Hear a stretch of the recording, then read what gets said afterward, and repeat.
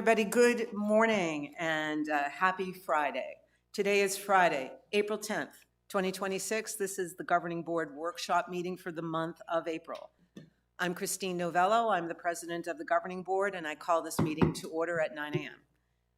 I hope you'll please rise if you're able and join us in the Pledge of Allegiance. I pledge allegiance to the flag of the United States of America and to the republic for which it stands, one nation, under God, indivisible, with liberty and justice for all. Again, everybody, good morning and welcome. I introduced myself. My fellow directors are here joining me. We introduced ourselves in detail at our first meeting of the year, which was September 6th. So if you're here for the first time, watching for the first time, please go back to that tape and you can hear all about us in detail and who is who. I'm happy to state we have quorum today. We have 8 of 9 directors present. Director Williams is not here today. I consider that an excused absence. Are there any objections to that? Excellent. We're also absent today is our general manager, Stephen Erno, who is actually taking a vacation. It doesn't happen often.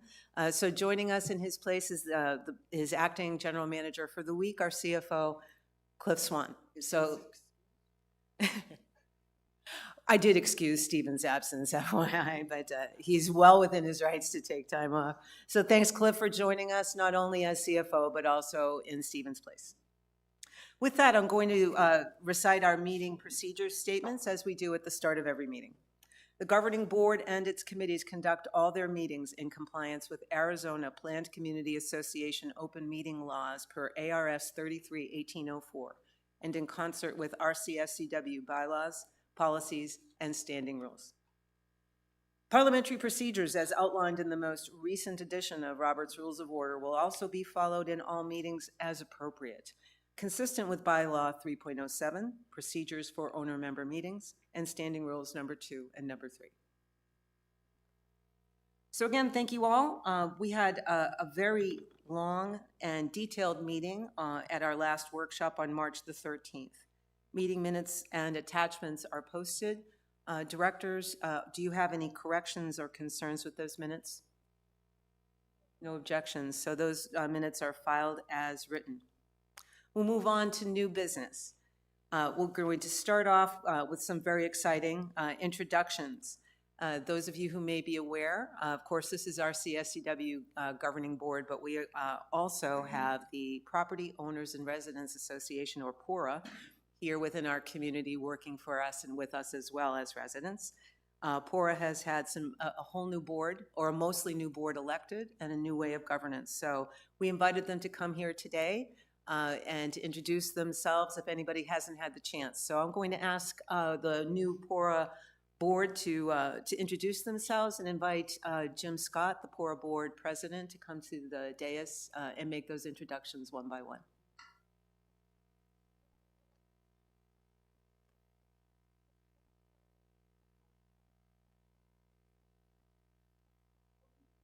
Oh. Whichever's easiest for you. So feel the power, Jim. Need my rec card too? Not necessary today. I'm Jim Scott. I'm the new PORA board president. Very excited. We've been at it now for a little over 2.5 weeks. Saw the importance and the urgency and the action that's needed for PORA in our community. And so many of us stepped up and took the opportunity to get engaged and are very excited. Our treasurer, Mike McGinnis. Our secretary, not here. Vice President Tom Jones. Director Natalie Putnam. And Director Cindy Freitag. And Director Dennis Horvath. Again, it's been very exciting. We've gone out and we've met with the Rec Center Governing Board and Stephen, our general manager. Been plugging in with them. They've welcomed us with wide open arms. Been actually going around to our surrounding communities. Went to Showa and their folks. They're basically Pora, but for Sun City. And they welcomed us with welcome arms. They're very excited about the opportunities of working together. We went out to Cortabella and have met with their folks and the Grand as well, who we represent as well. So there's a lot of exciting stuff that's going on. It's a tall mountain. There's a lot of opportunity for the community to get plugged in with donations, membership, and volunteerism.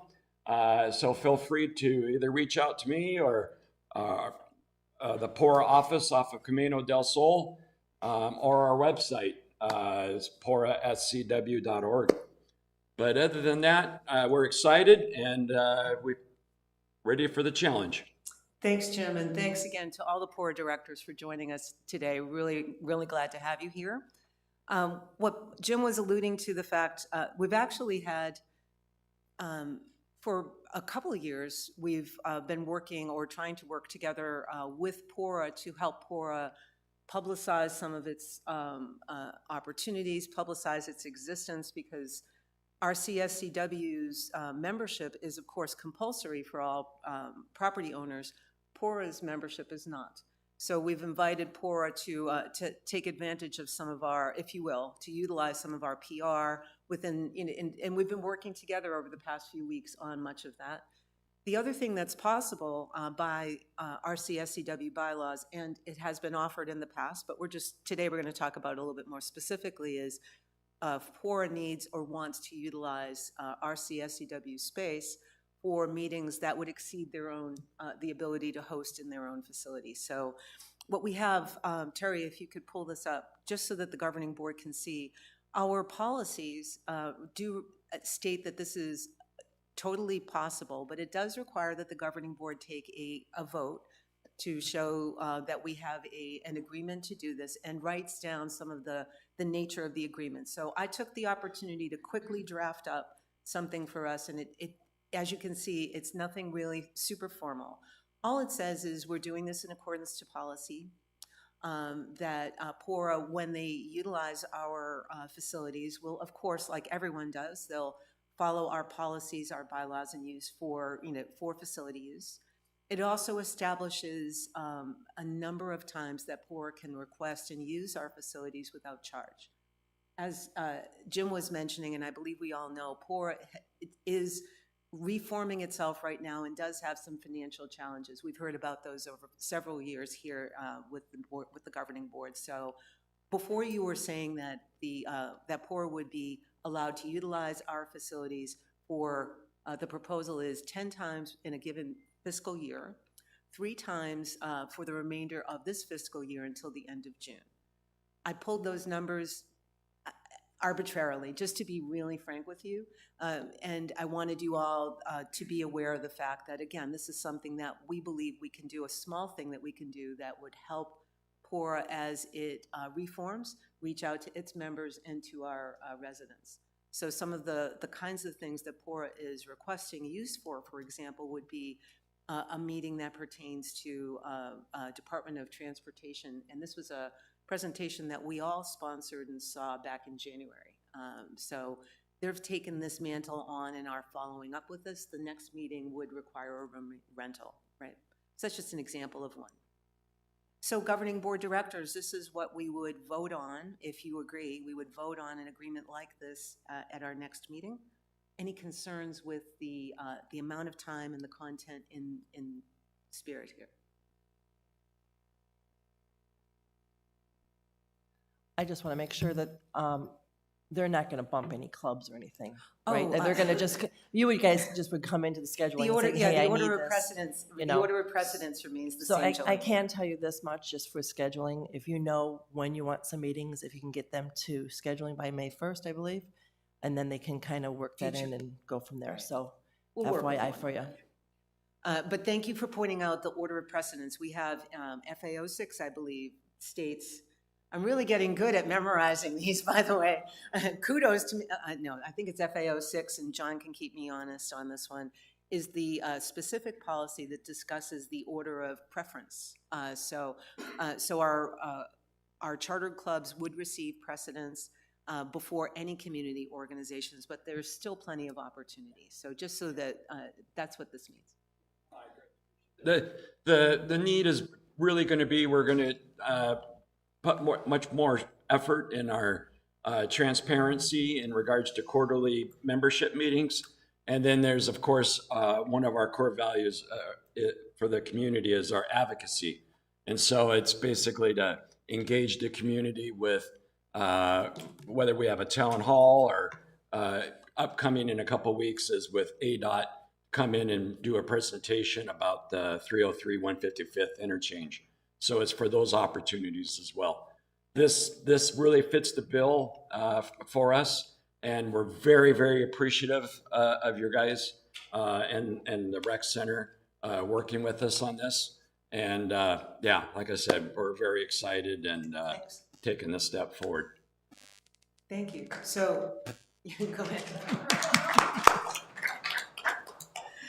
So directors, no objections to putting this to a vote on the 23rd then. Excellent. Again, to the entire board, and Jim, thanks for giving us the explanation. Welcome to all of you, and thank you all for stepping up. We're grateful as residents, and we've made every effort to work together in the future, and now we're going to continue to deepen that going forward. I mean, in the past. So thank you. Moving on to 3.02. This is our pool deck time. So Herschel's going to come to the podium in a moment, but just to sort of kick things off. We've been talking about the pool deck in detail since September. It's the governing board's and the staff's top priority for this year. We jointly agreed to that. Unfortunately, we're all aware our Johnson pool deck vendor repair and replacement did not go as planned, and we gave them every opportunity to warranty repair. It's just not coming together and wearing as we hoped. So staff and board have spent a lot of time looking at some of our alternatives for what we're going to do to going forward. We've been talking about this, especially in the past few meetings, about options and costs. So today, as a part of talking about capital expenditures, our goal is to hear a summary of where we are on due diligence so far and recommendations, and as a board, talk about what we've seen, what we've done.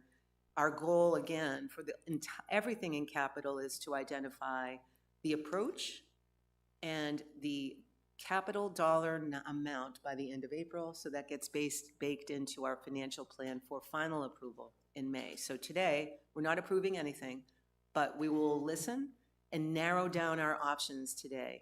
That is my goal, our goal for the day. So Herschel, please kick us off, if you would, with, there's a presentation deck attached for anybody who's watching at home. You can walk us through this, and then we'll take it from there.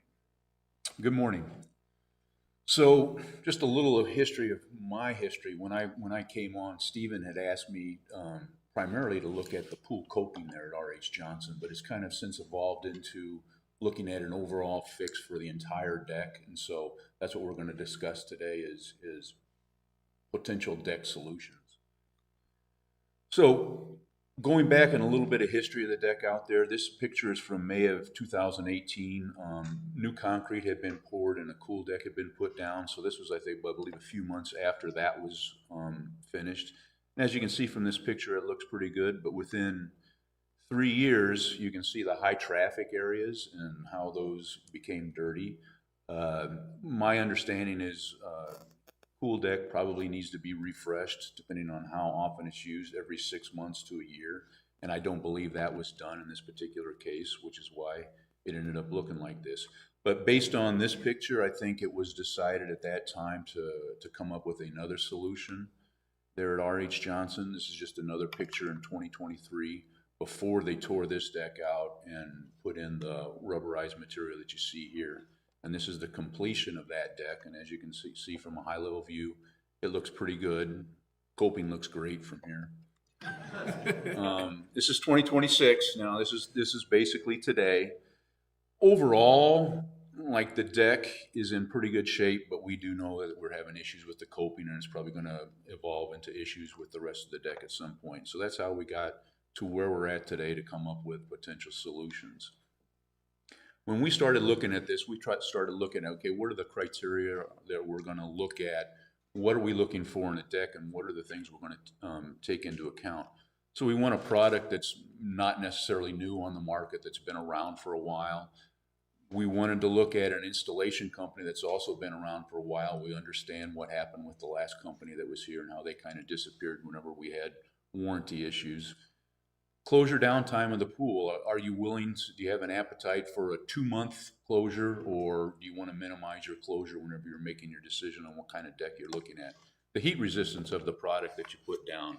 Obviously, we want it to be cool under people's feet when it's 120 degrees in the summertime.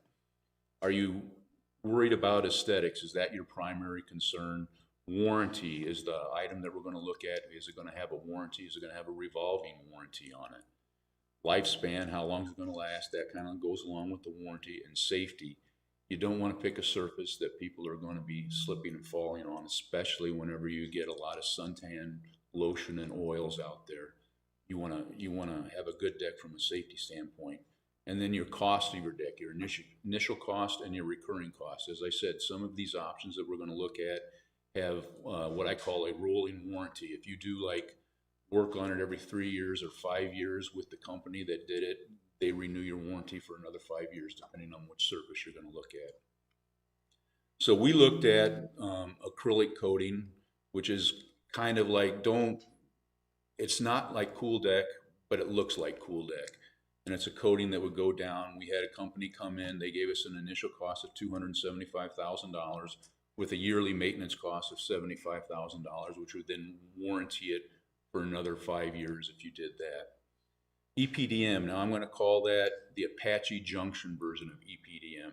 It's basically the same rubber surface that you have out there now, but they put a top coat on it, which kind of seals that rubber surface, and it has a warranty as well and can last for 10 to 15 years. At Apache Junction, that product has been down since 2018, and they seem to be quite happy with it. I think it is a potential option that you could go with. Aquaflex, the plastic option. Most of us were here yesterday to meet with the company that is proposing that. That has an asset life of 10 to 15 years with a yearly maintenance cost as well. It's a tried and true product. It's been up in Las Vegas since I think 2009 was when they did their first installation up there. And we have installations here in the area as well. One of the installations is over at Talking Stick Resort, as well as Sonesta Suites in Scottsdale. So those are 3 options that we look at that utilize using your existing pool concrete deck, which has been down for about 10 years. Other surfaces that are under consideration are natural stone pavers, travertine, artistic pavers, which looks like travertine, but it's a high-strength concrete. It's not as porous as travertine, so it's not going to be susceptible to stains and spills that stay on the travertine or that surface for a long time. And then another option we looked at was porcelain pavers. All of these 3 options come with ripping out your existing concrete deck, which in my opinion is not only costly, but it could lead to a lot of other issues and a lot of other work. It's going to be very expensive. So basically that's the end of my presentation, and I'm going to leave it open for you folks to ask questions and discuss amongst yourselves what you would like to do forward. Thanks, Herschel. Before we go to questions, I want to try to keep us focused here. We're not making a decision today. We should be narrowing this list down, right? Also, this is a governing board decision because it's strategic. Granted, we are only in the end going to be funding for a restoration, potential replacement of the Johnson Pool deck in our next fiscal year, but this sets the tone for the future, right, as well. We know we have several, our pools in general, those are our number one used amenity in the entire association, used more or by more residents, I believe, than even our golf courses. So it's very important to us. It's a strategic consideration. So that's why the governing board is evaluating. We should not feel pressure to make every decision. In fact, we're making no decisions today. Our goal is to narrow some of this down, okay? We want to emphasize for staff and for ourselves that if we're doing this, we're going to do this once and we're going to do it right to the best of our ability. Staff and we have always had that number one in mind. This is not about finding the cheapest solution. It's about finding a solution that we feel is the right solution. So with that being said, I know, and thank you very much, Herschel, the governing board has in front of us a couple of pages that Ann did on her own. It starts with pool deck surface options. And this is just sort of late breaking after a number of us met with the vendor for Aquaflex yesterday. And I know that several of us have spent a lot of time in due diligence looking at all of the options that Herschel took the time to walk us through. A number of us took a field trip to Apache Junction, which was half a day total.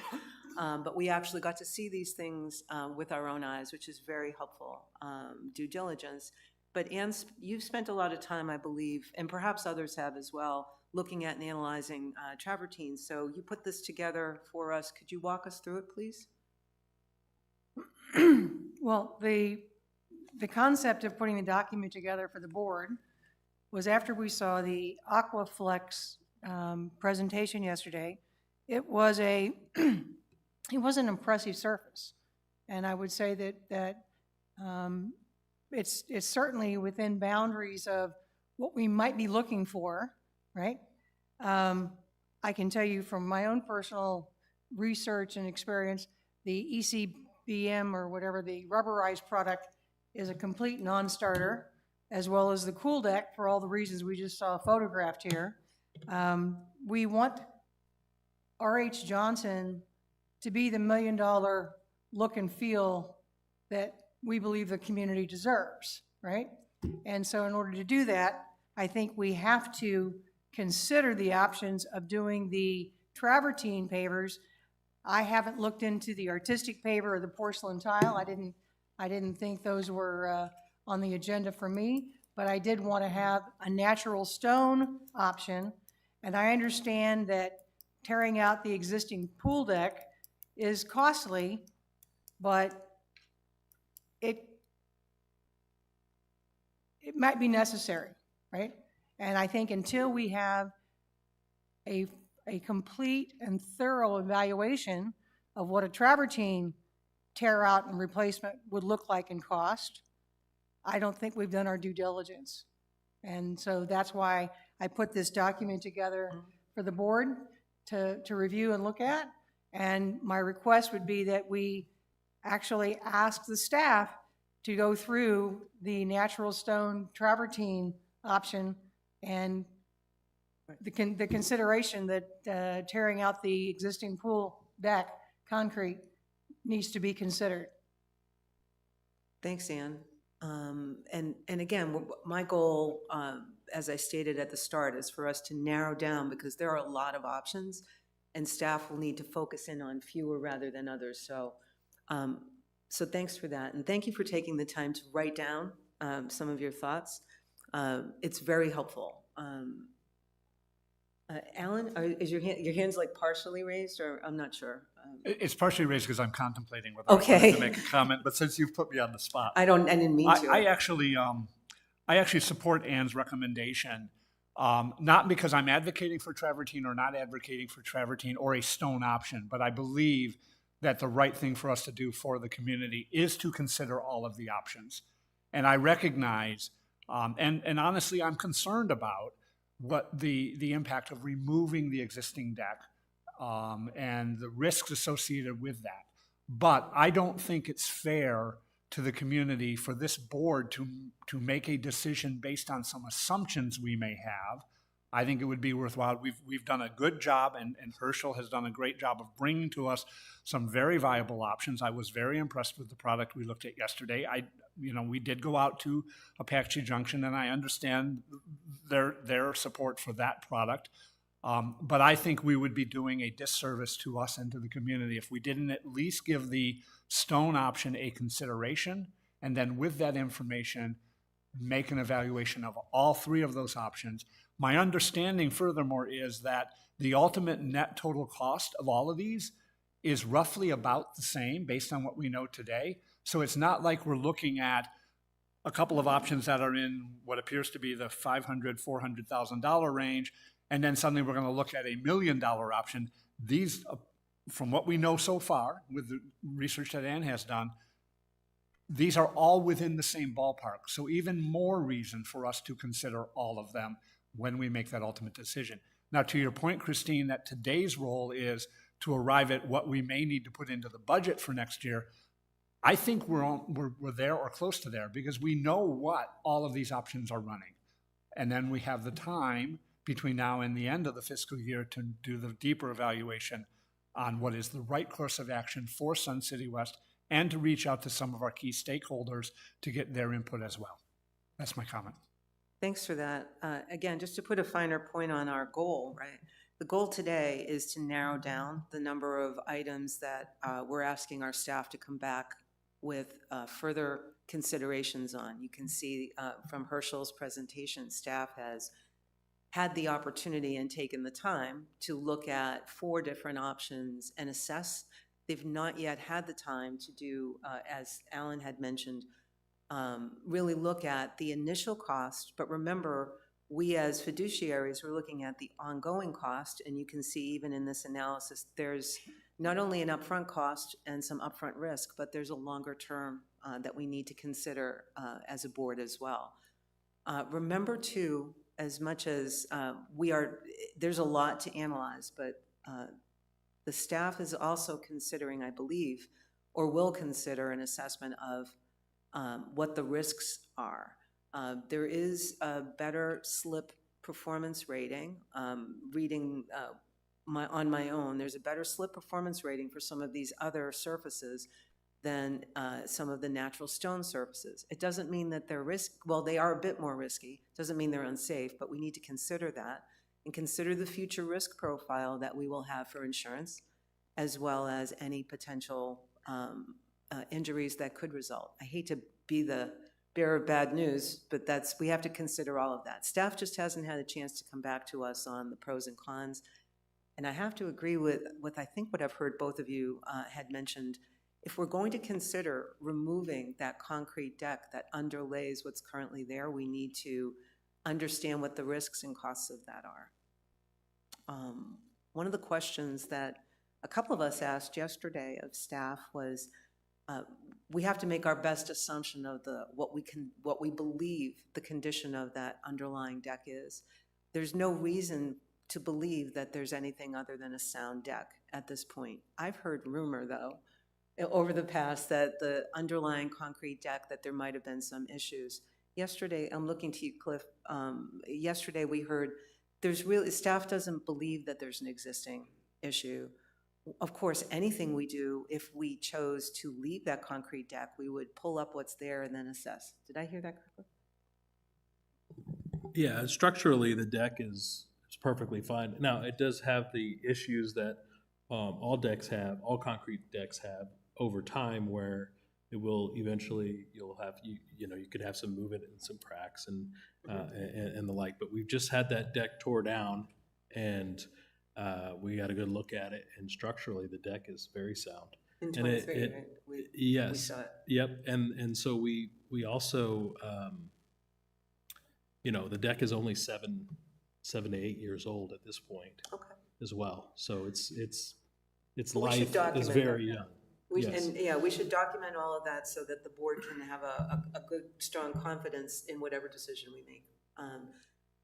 So, again, with keeping in mind that our goal is to remove some of the extra options here, looking around to my fellow directors for questions. Jolene?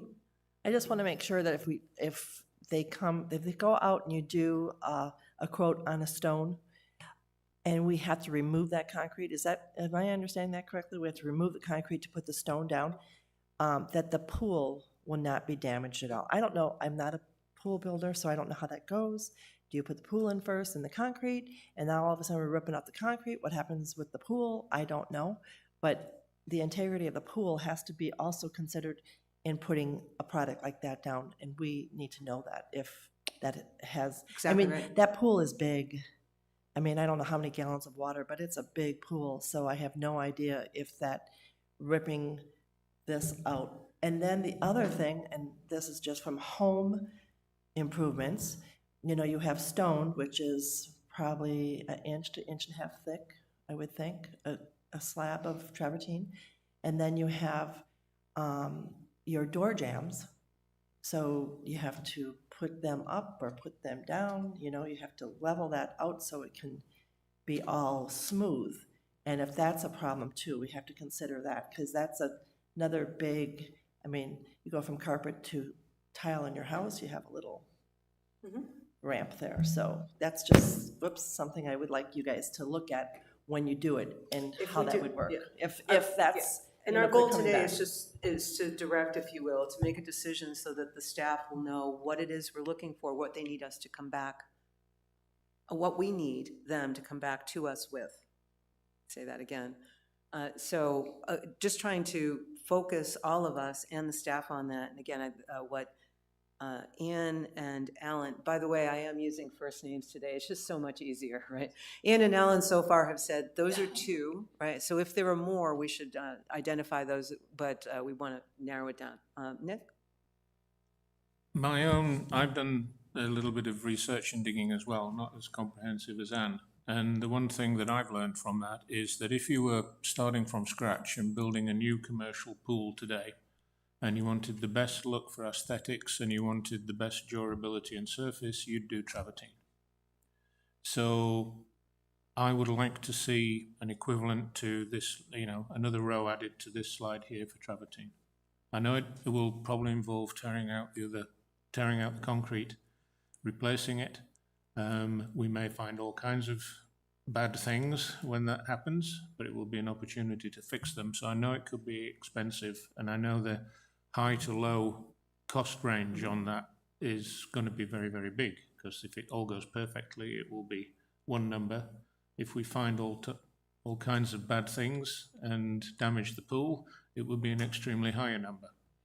So, but I would still like to see that, because that is, in my understanding, the best option for a new pool. Thanks for that. So it's, again, I think that's a great way to put a fine point on it. I'd even like to go beyond that, but let's start with, what are we adding to this particular page? Because this page is really a summary of a lot of analysis with risks and so forth, right? So it gives we're saying, staff, we want to add that back in. John, any thoughts on other options, or does that summarize? What are your thoughts? Any additional that we need to, or concerns you have? If travertine is a viable option and maintenance is minimal, I think we should include that in the whole realm of possibilities. Okay. Sandra, what are your thoughts? I agree with what John said. I also don't know that we need to totally obsess over the minutia of a lot of it, because if you have qualified contractor builders that are experienced, they're going to know what to look for and what could happen, because they don't want to bid something that's going to put them under. Good point. And the board always talks about and decides on the what, not the how. This is such a huge priority for us and our fellow residents that we are diving in and doing a lot of analysis, which is good. That's what our residents expect, and that's what we expect of ourselves too. And Jolene, I know you asked a couple of questions, so I'm going to go to Rudy next, and then we'll come back to you, I guess. If, do you have another option or a feeling on adding travertine, or any other options you want to add here? Any thoughts? Yeah, I don't have any other options, but, yeah, looking at the travertine option, it appears it's very realistic considering it, so. Based on what we've seen, but again, I think that's a very viable thought. We need to hear more details, so I'm looking forward to that. Jolene, what are your thoughts? I'm sorry I skipped over you, but I went to Rudy first. I'm just wondering how we all feel about the EPDM, because is that something that we can just take off this? So, I mean, then we don't need to muddy the water, right? 'Cause That was my we next all- point. Thank you We for all that. don't want EPDM. We know that for sure. Yeah, correct, first I wanted Lord? to add and Yeah. then remove, but And you're then, absolutely. Can we just, let's pause on that real quick. Is there anybody who objects to removing EPDM from consideration? Thanks, Jolene. And thank you, by the way, for identifying Herschel and staff, identifying the options so we could see a good implementation of a rubberized deck. And thank you for that. Go ahead, Jolene. no, and so once we know about the travertine and how someone would install it, like I said about, ripping it out, all the concrete and our pool and everything else, and you come back and let us know, we can then make that, we'll have more information to make that decision, a better decision. But I would just be in fear of the pool and Okay. what's around it, and all of your, what do you call those, Herschel? The easements to door jams and all that stuff, right? I mean, for stone, right? Because you're gonna have to slope all that, right? And slope all the drains. I know that the Aquaflex, you have to do the same thing, but stone is a little less forgiving. But that, I mean, I'm up for whatever we think, once we get the report on both of them, or Right. all three of them. But we do need to think about the residents and the accessibility to the pool and make sure that how we all know in our heat that concrete moves up and down because we all have sidewalks that get buckled. So will that happen with the travertine? I have no idea. Well, this is, again, this focus will enable the staff to go out and do some analysis and come back to us with detail. Since I believe a couple of us have alluded to it, Cliff is going to make sure that I don't misstate the financial decisions that we're making here. Remember our goal as we create and approve a budget. First, we put in the dollar values, and then that's what Cliff is going to bake in from all of our capital projects. We'll bake it into our annual financial plan and that 5-year projection that we will approve in May. All the way up to even beyond that, we could pivot if we needed to. I believe our goal is to identify a solution in this budget cycle, meaning what are we intending to do, right? But we should feel no pressure to make that decision even in April. We have a little bit more time. If we have more questions that come up at the 23rd after this initial view, there's still some more time for the governing board and staff to gather more data. Just, did I say that accurately? Okay. So in front of us, we're saying we can remove EPDM from consideration. We have Aquaflex, travertine.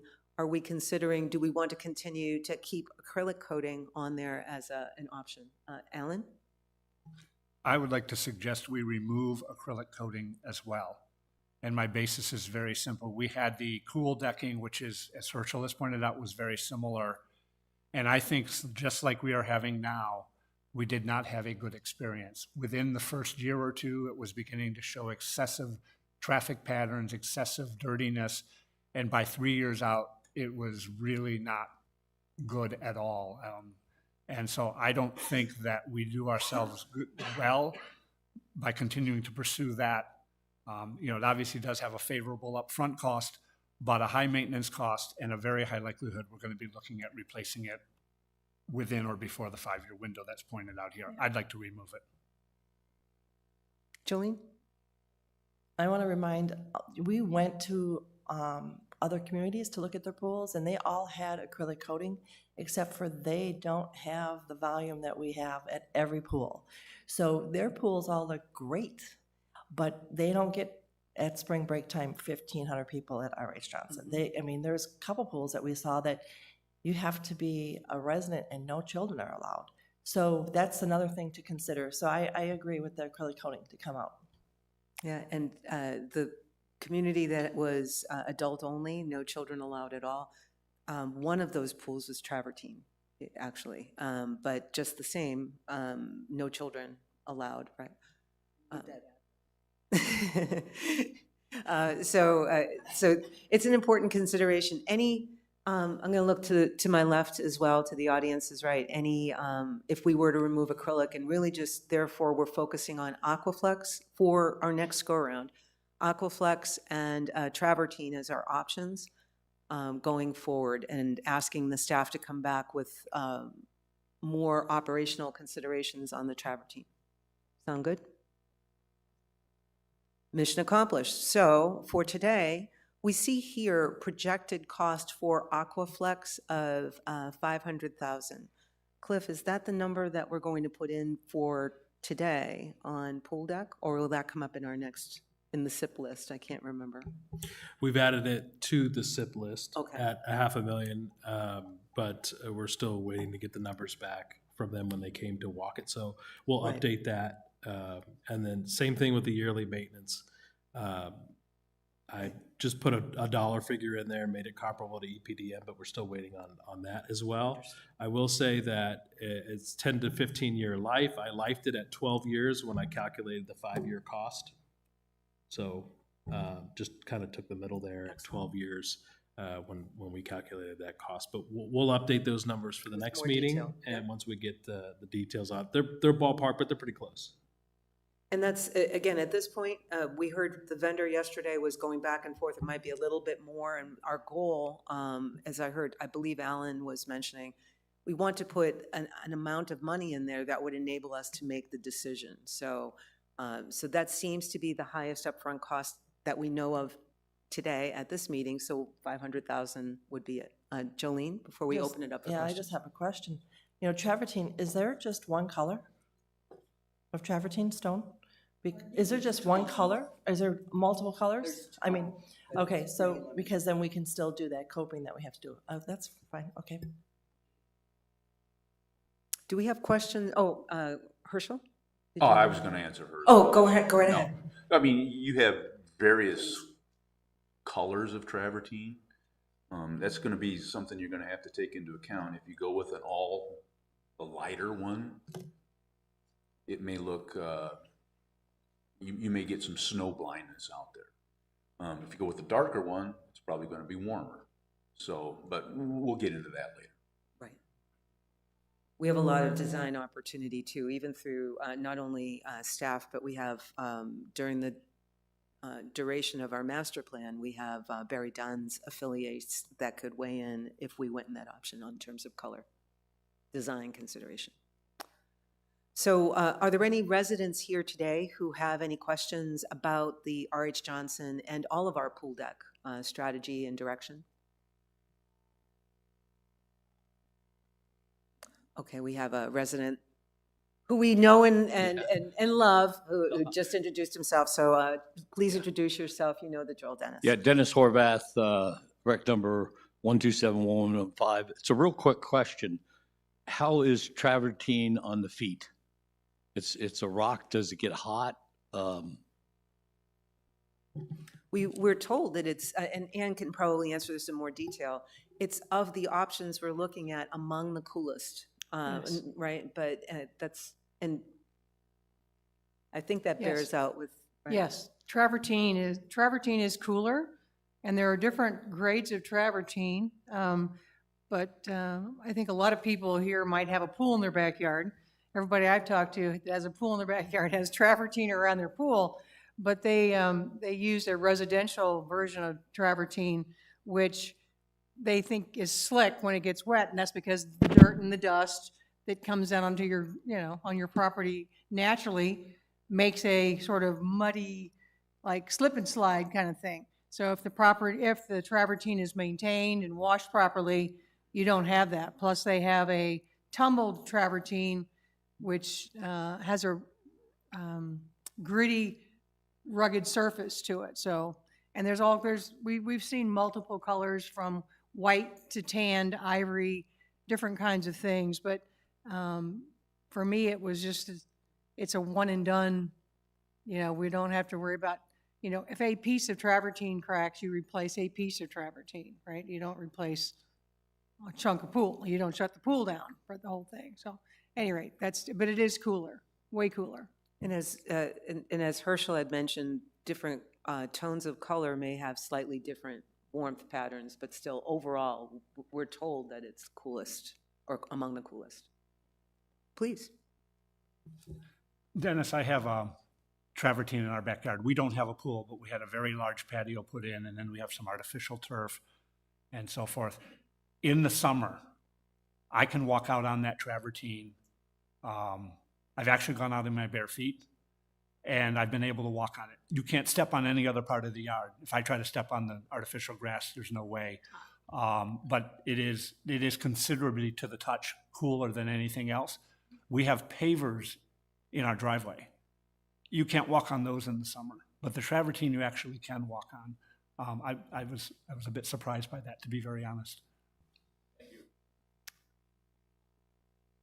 David Bennett, 137887. I just had a question about travertine and the coping. What do you have for coping interaction or interface? Herschel, can you answer that? Well, you would have to change the coping. So the coping that's out there today is a 3.5-inch cantilevered concrete that would have to be removed. And then the coping, my guess is you would go with the travertine for your coping. So you could put it on there. I just think of travertine as being so rigid that you'd have sharp edges or something, but I've not seen it. Bull-nosed, you would have a bull-nosed coping on that. Travertine's a soft material though, so you run the risk of around those edges chipping, but that's something we can get into later when we look at those options. Thanks. And do we have, I believe we have a question or two online. Sandra, can you, if so, can you read them out? This is from Mary Gannett, 133113. She would like to know why cool decking was taken off the list. So for those who proposed it, I heard that it's because we already have experience and we know what it entails, and we haven't had a great experience in the past. Does anybody, what did you say? Russ Boston said that so you have cool decking and then you have acrylic paint. How he explained it is cool decking can only be put on when we have green cement, so brand new cement. And then you have acrylic paint. So in order for us to do cool decking, we'd have to rip out all the concrete and put new concrete in, so it's green, and then that cool decking goes on to that. Is that correct, Herschel? So thank you for keeping me honest. I continue to make the same mistake, which is to consider Cool Deck like Kleenex. In other words, Kleenex is a brand name or a common name for facial tissues. Cool Deck is a very specific treatment that goes on to new concrete, which we do not have. So thanks for keeping me honest. When we took acrylic decking out because it's very close to what we had prior.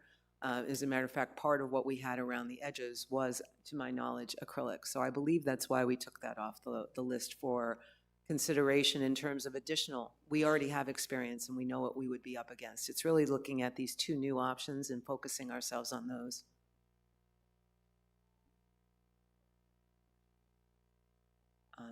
We do have a question at the podium, but are any more questions online, Sandra? Thank you. So to the podium. Kathy Estes, 131671. So my understanding is the travertine has a lot longer asset life than any of these other products. So when you're putting the spreadsheet together of the installation cost and maintenance, could you go out a little further than 5 years?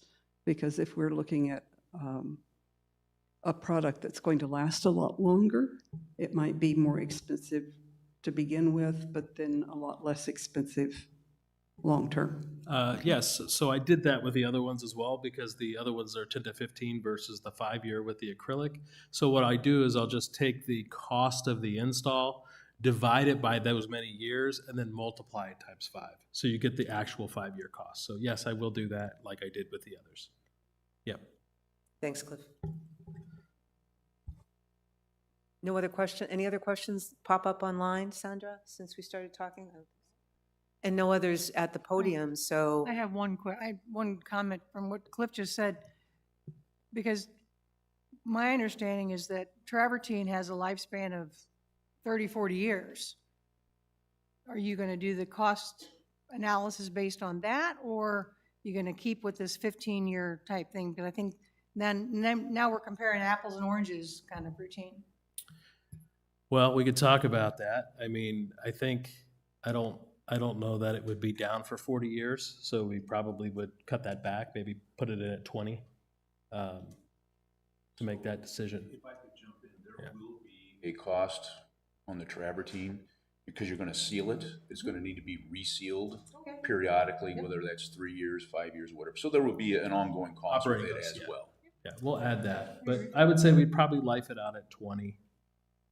So whatever the actual, with the actual lifespan, your analysis, not, you know, right now we're spitballing, we're throwing around numbers, but Yeah.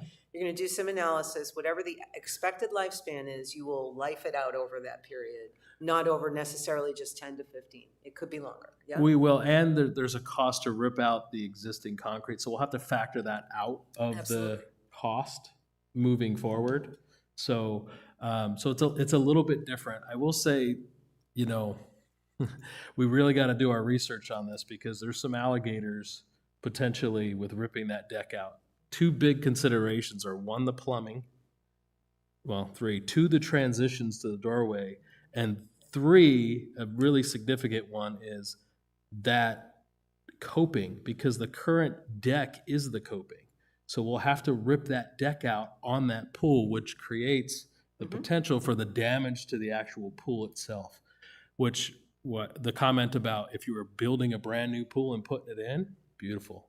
You know, you don't have to Right. worry about that because you're already addressing that issue. So we're really going to have to do some research in that area of taking that deck out and what would happen there. So Absolutely, but yeah. understood, there's certainly sufficient interest in having you guys take the time to do that, and we're taking all the other things off the deck, so you don't have to spend any more time looking at the others or beyond Aquaflex, right? So thank you, though, thanks for restating that, we understand. We have another well-known resident who has stepped to the microphone. Carl Wilhelm, 144129. Please take in consideration too that all these options, the pros and cons for R&R versions versus the travertine, you'll have umbrella foundations to take in consideration. I thank you, Cliff, for expanding on some of the obstacles. You'll have a trench drain. We know that over the years that R.H. Johnson has experienced problems with palm trees and stuff like that. So look at R.H. Johnson at least in a bigger picture and not just narrow down to an R&R expense either. Earlier in this presentation, you mentioned this as a possible option for other pools. So you have 3 decks, R.H. Johnson, Kuntz, and the outdoor Palm Ridge deck, which are similar. But Palm Ridge indoor deck is not similar. So Understood. This is not equal in future conversations, and the same with Beardsley. So Understood. please take those other options that you have and still keep them on the list. Understood, and thank you for that, Carl. Thanks for the reminder that we do understand that the indoor pool decisions are not currently what we're looking at. They will be a future consideration. What we were emphasizing is that we feel the board has felt and continues to emphasize the need to look at all of our pools as strategic assets and to forecast these projects in a similar fashion to as we do our other strategic assets like golf. Let's roll this out over a period of years and ensure that it is in the reserve study and in our viewpoint for replacement. They are all in the reserve study. Very good. So let's just call them up and make sure, but thank you for the reminder. We're not trying to make that decision yet. And just to put a finer point on what we're asking for more information to come back on the 23rd. We're not expecting a miracle and all the answers, but more information and analysis on travertine. No further analysis necessary for acrylic, for EPDM, and we will look at analysis on Aquaflex and travertine in our next meeting. That's our expectation. Did I miss anything? directors? No decision made here, but again, we also said there's $500,000 in the capital budget for 26, 27 to fund that restoration just for Johnson. Go ahead, Jolene. I'm sorry. With what Carl just said about the different pools, I think we also need a recommendation from Herschel that if we do travertine, these can be done in this pool. If we do the Aquaflex, this can be done in this pool. I want to emphasize that we have a cleaning crew. Sabrina would know about this. And so if we know that this pool's this and this pool's a different type, we can't move those cleaning crews because they're not used to cleaning that surface of pool. Just an FYI for you. And we That's know, a consideration you know, for the I mean, long it's a term. consideration to, let's say, you know, because I didn't even think about the indoor pool, that if we did travertine, that could never happen in there, right? I mean, I'm not a Well, pool it doesn't person. sound like we'd want that, but again, what we want to do is. We can't do it, though, Right. right, Carl?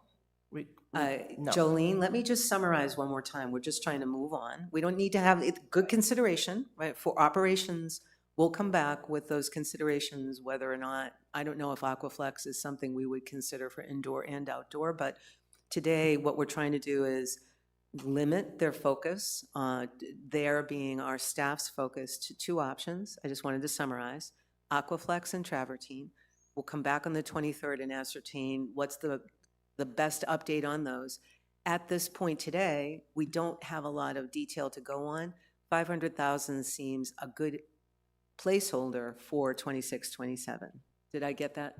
I'm going to make one correction, because yesterday during the presentation, he actually mentioned that we should budget for 600,000, not 500,000. So I'd like to make sure that we're in that ballpark of $600,000, even with the Aquaflex.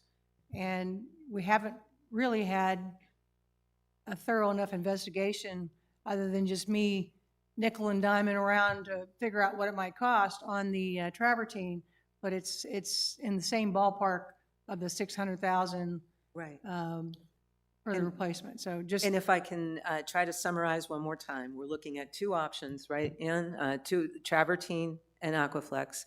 We don't know enough yet to really come up with a better estimate. I would be fine increasing that amount to 600,000. Cliff had already mentioned that staff is waiting for Jim from that firm to actually come back and confirm, is it 500 or 600? So that's a good point. Would we want, therefore, board to increase that number to 600,000 to be sure that we are for today? He's getting the number, but I'm following up on Ann's recommendation. We were told that that number could go up. So if that's something that everybody wants us to increase the number to 600 today, we can. But remember, staff hasn't gotten any of these numbers yet. We're just putting a placeholder in for today. So do we want to increase the placeholder to 600,000 based on a comment made over coffee yesterday by a vendor? I don't think so. I think we wait till see what Cliff gets. Okay, Alan? We'll get the actual number. I was going to say exactly what John said. I think as long as by the time we're voting on this, we'd have what we believe to be the right number. That's really what I'm concerned about. For today, I think 500, 600, it's kind of like, as my grandkids say, 6, 7. Well played, Alan. So again, two options for additional information, Aquaflex and travertine. Today, 500,000 in our SIP budget. And again, it's not a decision. This is just, we have achieved the goal of limiting our options and of ensuring that there's an amount for restoration of R.H. Johnson in the 26-27 capital budget. More information is definitely needed. These are brand new breaking ideas. So Cliff, the next question, I know you answered me when I asked this question earlier in the week, but is a week and a half enough time to get additional information? Not the final, as Alan had said, we don't need the final bids and so forth and right away. We just need an assurance that we're putting enough money aside. That's more of a Herschel question. We have to find a travertine contractor, and I should be able to. I have already got quotes from Calpool for the porcelain pavers and the artistic pavers, so it'll be just a matter of them switching out a material. Excellent. And coming up with a number. So Excellent. that should be pretty quick. Well, again, it's all about getting more information. If you need feedback on that, you can provide that to us whenever you're comfortable. Don't have to wait until the 23rd, and we'll figure that part out. Is everybody now okay with the summary? 2 options, more information to come by the 23rd, and $500,000 to start. We'll get more information on that. We have to know, again, and acknowledge that this is not a final number. This is our best estimate today. Thank you very much. We're going to move on then. No other questions, by the way, in the meantime, or have there been any, Sandra? No, nothing online. Great. So we'll move on to 3.03. Speaking of SIP, and Herschel can stay right there. He's the man of the day. So our capital improvement projects budget, this is the process. Herschel's going to walk us through, because he's not walked us through as a governing board, this proposal that's been attached since fall, right? So these are our key items over 50,000.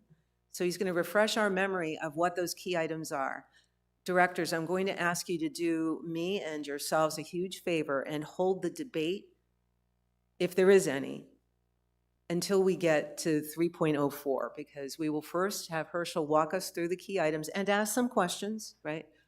And then we're going to hear from our committee chairs what our committees have identified for us to vote on separately in our April 23rd meeting.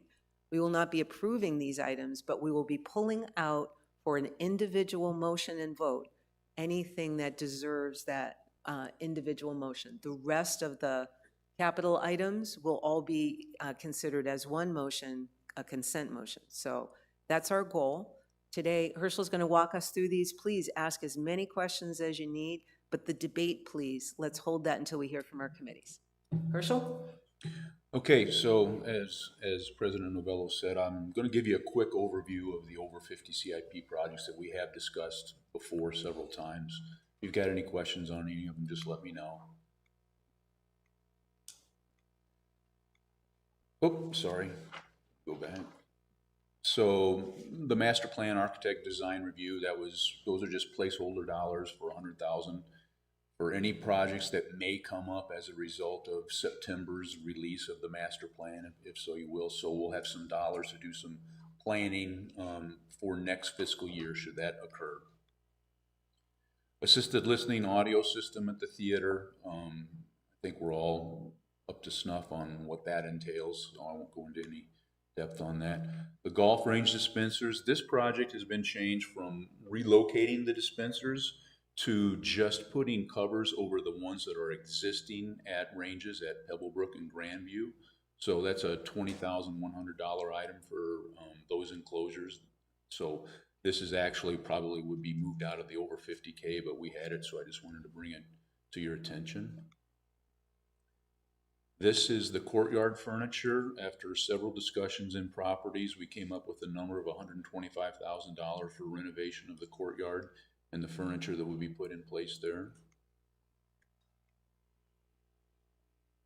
Redesign of the website. As we've said before, this is a forward-facing portion of the website. We're going to move member-oriented content to the upcoming web portal. That's $100,000. Palm Ridge Swim and Fitness flooring, shower, tile room replacement.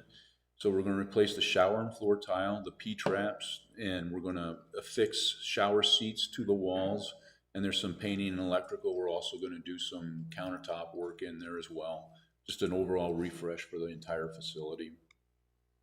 Beardsley Swim and Fitness lockers, showers, and restrooms renovation. There's a lot of plumbing issues at Beardsley, so we're going to change the plumbing out in the walls and the floor as well. Install new shower pans, floor wall, tile basin trim, ceiling grid replacement, new lockers and benches, plumbing fixtures, and miscellaneous furniture. So it'll be a overall refresh of that facility as well. Kuntz Stardust Theater curtains, we're replacing the curtains for $60,000. The return on investment of this, since we have to spend about $12,000 every 3 years to fire rate those curtains, these will be new fire rated curtains, so we'll have a savings associated with that. Liberty Field outfield fencing replacement, so that's in replacing the entire fencing structure from left to center field, raising it to 30 feet in height. And then from the dugouts down the baselines, replacing those fences as well. We're going to do outfield padding replacement, the practice areas turf replacement, and the softball club is going to contribute $50,000 towards this project. Overall cost of $550,400. Palm Ridge outdoor pool heater, $51,330. The current one is 7 years old. This is just putting money in the budget to be there whenever we have to replace this particular item. Arc flat roof restoration, $59,500. We're going to resurface the existing roof material. It will renew our 10-year warranty cycle for that roof. And the advantages of keeping that warranty in place prevents damage from the interior of the building. Also at ARC, we're going to strip the epoxy that's on the floor and do a polished concrete surface. This will preclude us from having to do anything on their floor for quite some time. This floor was installed in 2017. As you can see, it receives a lot of wear and tear. R.H. Johnson Library furniture replacement. That furniture has been in service since 1979, so it's time for a refresh of that furniture as well. Platform tennis at $305,000. So this particular project, there's been a lot of discussion on this. The plan is to install new post-tension slabs over the existing sport court surface that we have there. Upgrade the existing lights to LED. We're going to reuse the existing fence, but there are tighteners on that fence so we can tighten it up and make it playable for the platform tennis folks. And I don't need to go into this one, I don't think, anymore at this time. And here's, of course, our allowances budget. So any questions on any of those particular items?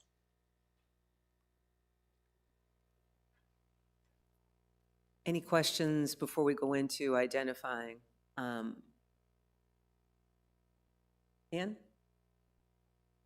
So well, just start with this first one.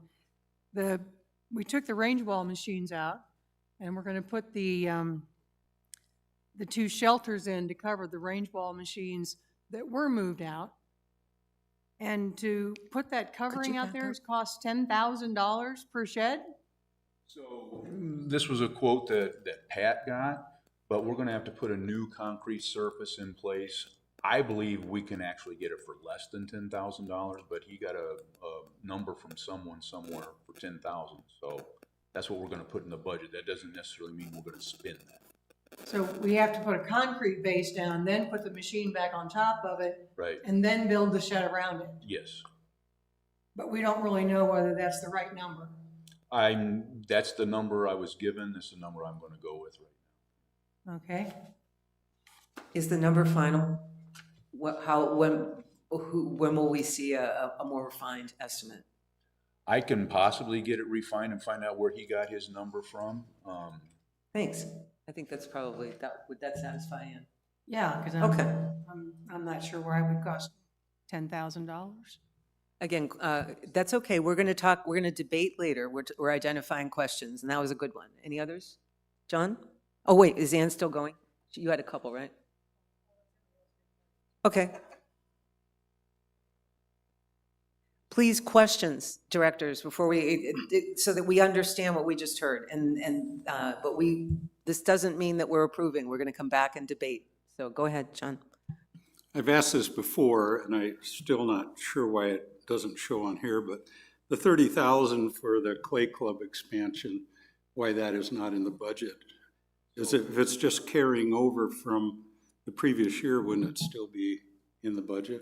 No, this is the 26-27 budget. It's in a previous budget, so the money is there. And once, has already been approved. Director Chen, once the capital improvement budget is approved, those dollars carry, it's not like operating budget. operating budget savings goes into the reserve fund. In a capital improvement budget, those funds are earmarked and held out separately until those projects are complete. So the 30,000 is available from this year's budget and will be available moving forward till we spend it. So there might be other projects that were approved and we don't need to restate Yes. the budget for Yeah, those. one of Okay. them is going to be the painting project at Palm Ridge, for example. We're not going to do that until we decide if we're going to do the interior showers and such at Palm Ridge, and we'll line those. Yep. I think there are a couple of others that are going to move forward in terms of, they're not complete, so we can't actually issue the check. Things, budget and finance off the top of my head. One was painting some of the exterior walls around El Mirage Road, for example. Some of these things just naturally are not going to complete by June 30th, so, but yes, I think that's a great question. I hope that answered, because it's been a, thank you. So Ann, back to you. Oh, Nick had one, okay. Why don't we go every other, because Ann had a whole list, so we'll go, and then we'll go back to Ann, and then we'll go to Nick. Is that fair? So, a question about the Stardust Theater door replacement. We've got it down here for $35,000, and I did a little bit of research and kind of went back in time trying to figure out, why did the Kuntz Courtyard get all that beautification done for it, right? Got all the nice chairs and the pool heaters and all the fun stuff out there. And I think Sue Fitzsimmons was the president of the governing board at the time, but that's how far back we had to go to find that. And it was based on the premise that we needed to have a better outdoor area for people that were attending the theater or other events potentially out there. And so we made that huge investment to do that. And I'm trying to kind of, in my mind, figure out, I know we need, you said we need to replace the doors, but there's this moving of the wall to give them an extra 3 feet in front of the theater to make more room for people to get inside, but we just spent all that money to have it pretty on the outside. So what's the difference I'm looking at here with moving those walls versus not moving the walls, just putting the doors in? I'm just trying to understand that. Herschel, what's the distance? You know, off the top of my head, it's probably more like 8 feet, Yeah. 8 to 10. Okay, so it's 8 to 10 feet. There's a ticket booth that sits out from there. We're trying to move the doors to be flush with the ticket booth. That space is pretty much, it's not a really inviting gathering space right there. So I would say that it really wouldn't impact the courtyard. The idea is to create some more indoor space so for people who are waiting and milling around or waiting for the show to start. If it's hot out or whatever, they can come inside and wait in the air conditioning versus standing outside. If Russ were here, he could probably give you some more information at the time when they did the courtyard, but I believe they wanted to do it at that time, but they decided to wait till the doors themselves became up on the reserve study, and at that time, they would just move it out. And just to be clear, we're not moving any walls. We're moving a door. No, they are moving the wall. No, They are not moving the wall. They're not They're moving moving the the wall. door to meet the existing wall. the walls are staying where they are. It's the door and the glass that surrounds the wall that is being moved. And the cost, if you leave the doors where they are, it makes very little difference to the cost, because most of the cost is the purchase of the doors and the glass and the installation of them. So the actual cost doesn't change much because they're being moved 8 feet. So the wall, Ann, isn't being moved. It's the outside wall, which is, if you consider it the front of the theater, it's where the ticket booth is. The doors will now be moved to that wall. So it's an existing wall, it's not a new wall. The storefront assembly. So it's all one piece of glass and framing. So that all is going away and being relocated out. You can't just replace the doors without replacing the whole assembly.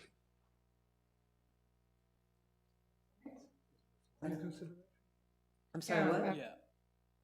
Is there a flooring consideration in this as well? Yeah, they'll put down, have you seen the flooring over at the sports pavilion when you walk in the doors there? The black kind of carpet tiles? Yeah, that's what they'll lay down there.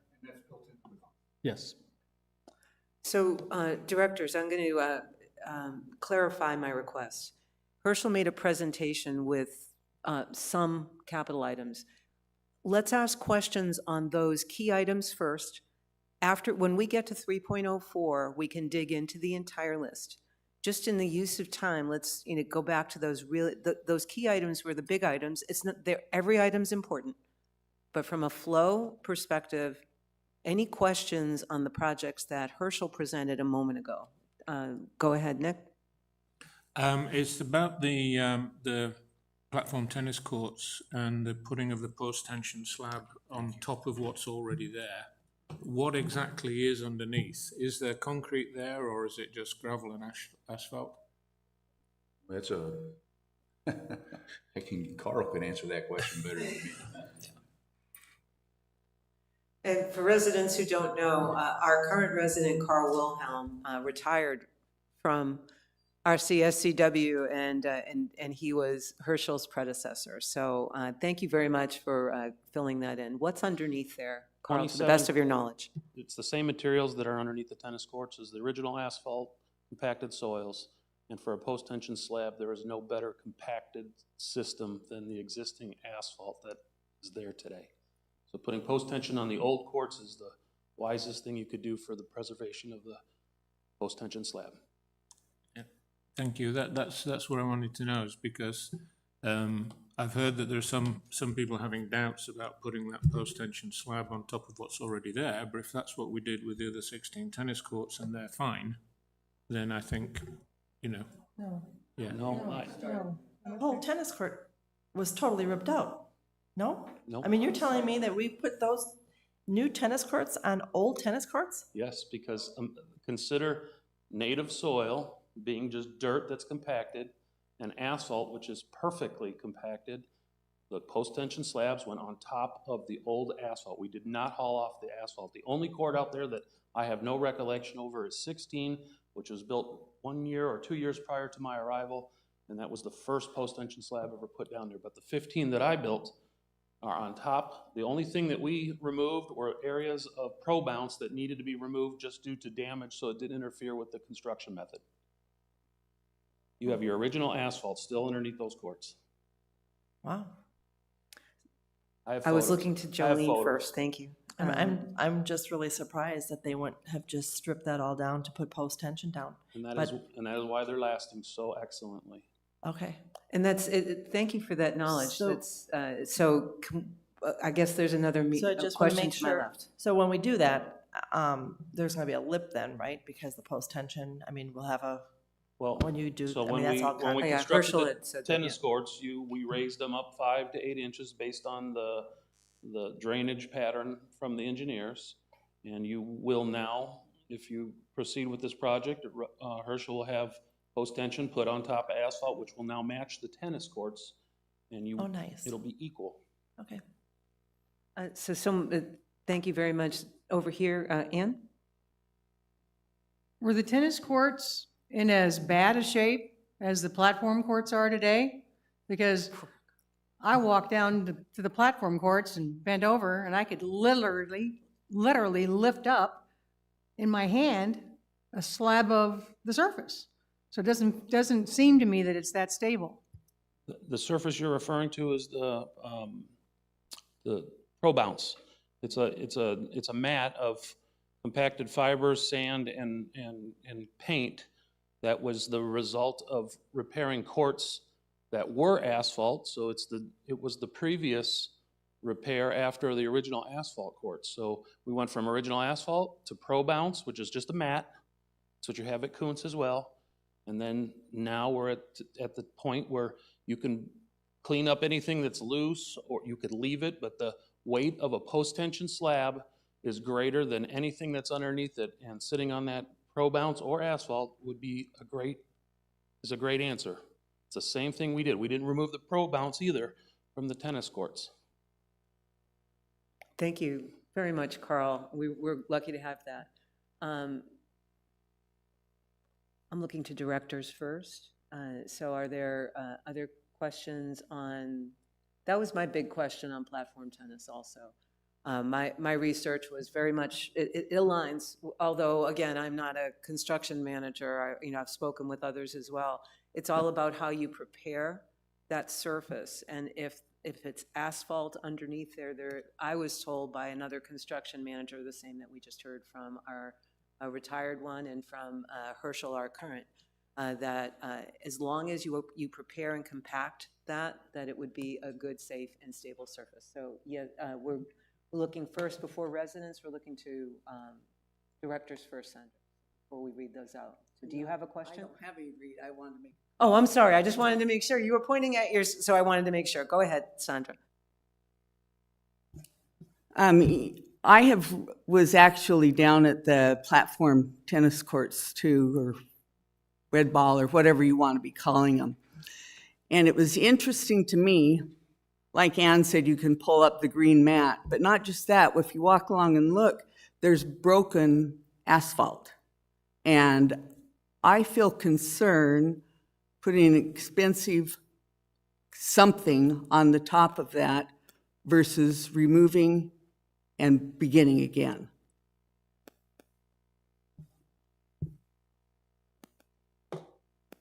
Say that the existing courts that are there now were built the same way, on top of dilapidated pro bounce and asphalt. And they've been in place for 8 years, and they look wonderful. So I think it's tried and true. Tennis courts, yeah. The technique is tried and true.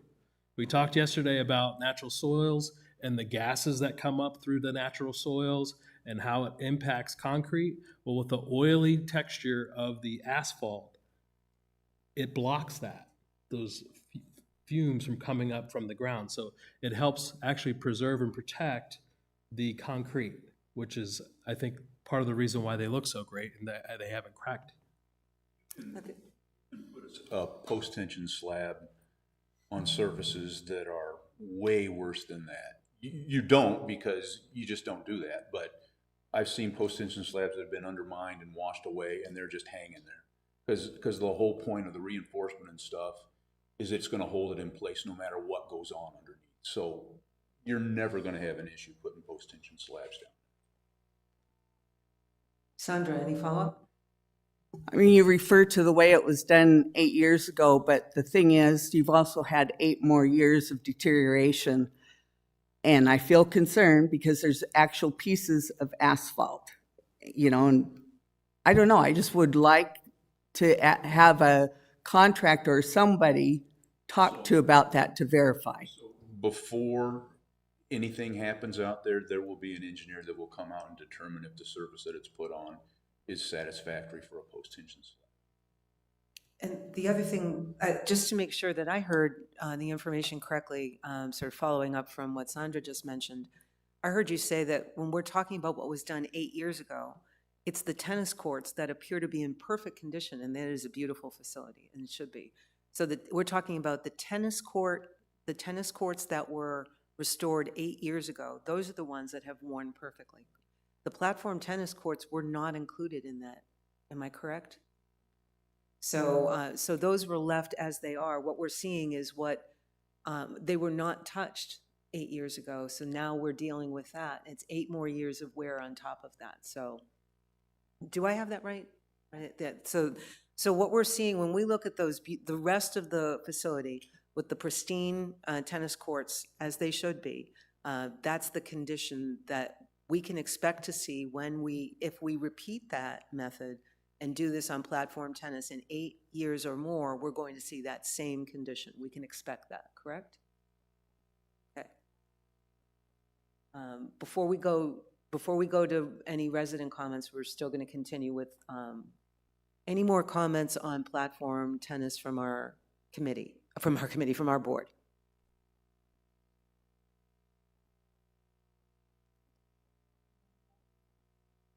Not on platform, but we do have a resident I believe did you want to ask a question about platform before we move on?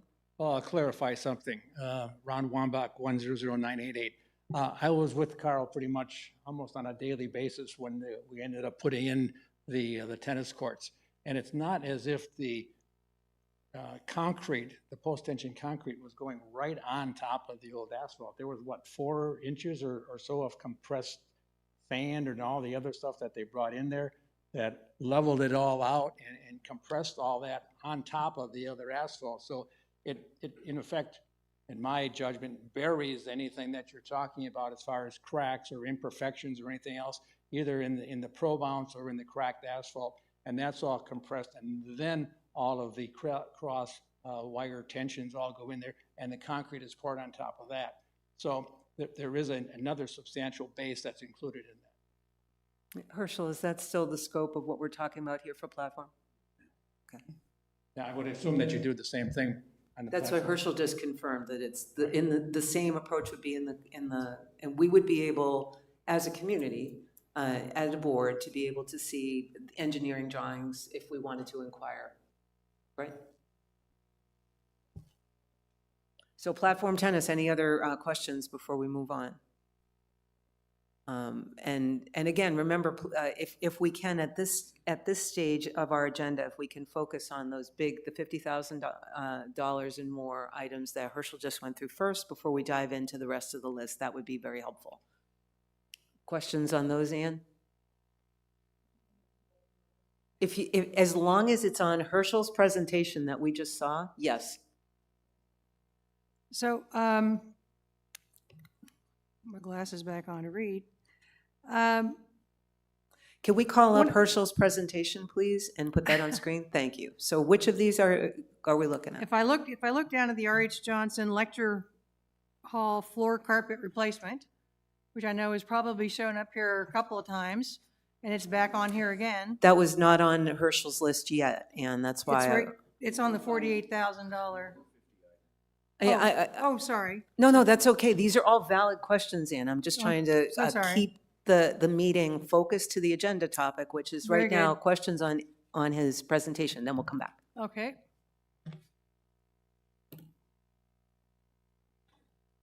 What else on those? Anything?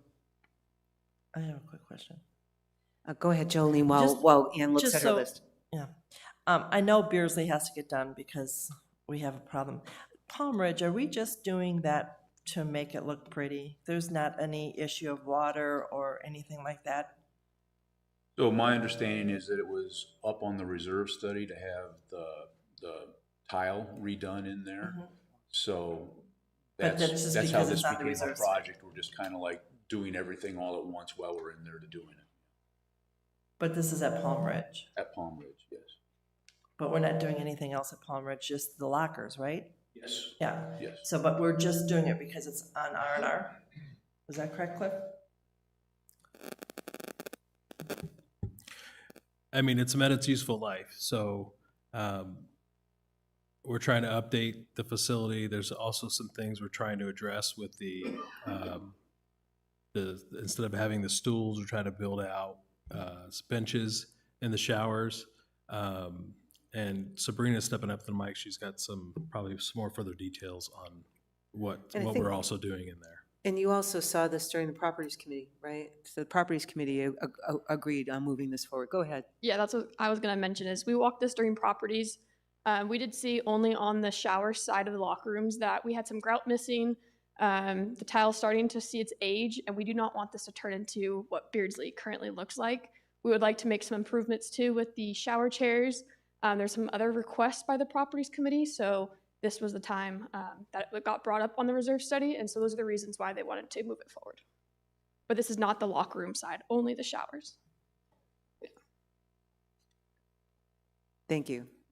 And again, this is, as we're going forward on this agenda, the future agenda topic, we're identifying items that we want to document an individual motion, an individual board decision to approve or not on any of these. So, Ann, back to you. Not over 50,000, under 50,000. Ready?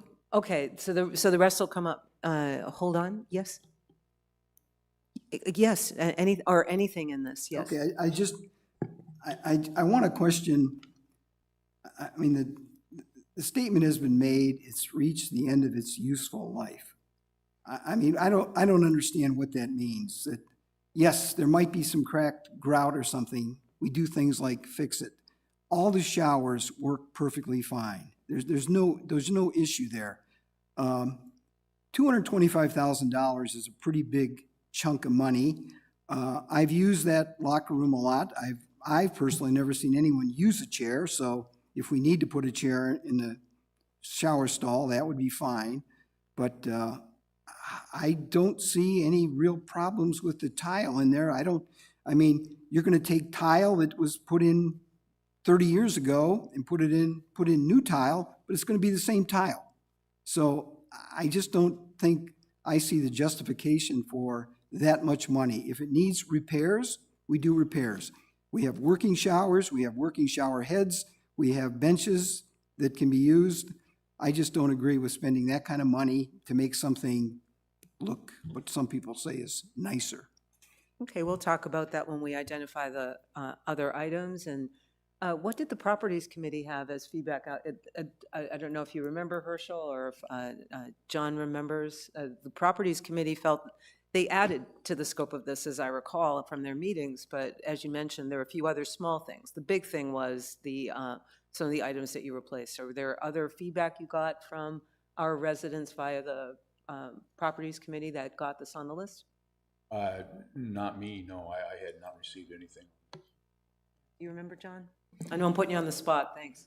No, that's fine. I mean, this was all part of the updating the look for Sun City West. At least that was part of it. I mean, we had recommendations from staff that some of this stuff needed to be replaced to start with, but wait till we get to the master plan. I'm sure we're going to see a lot more of this stuff where they're going to recommend that we spend a lot of money to update and change the look of some of our facilities. So I think that played a big part in why we forwarded this and felt that there was a good project. Yeah. And remember, too, when we talk about they are going to recommend, this is, our residents may have had input, but it's the governing board who will decide what we update and when and how. So just wanted to make sure for everybody here that we are clear who's making the decision here. It's not Barry Dunn, it's not operations in terms of master plan. It will be the governing board in terms of prioritizing, right? With a lot of great data as input. So other questions on the swim and fitness room for Herschel? Okay. Question, I'm sorry, can I Okay. go? Glasses. The audio equipment does every place have their own little box, or it's not gonna be moved from place to place to place, correct? We have social hall, summit hall, theater, and portable system.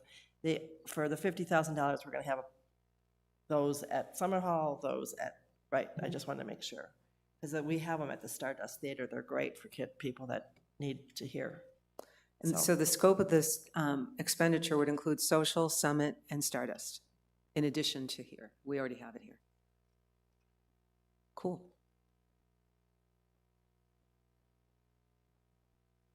Did we go through everything in your presentation? Is golf have its own portion of this, or? Oh, yeah. Not on this particular presentation.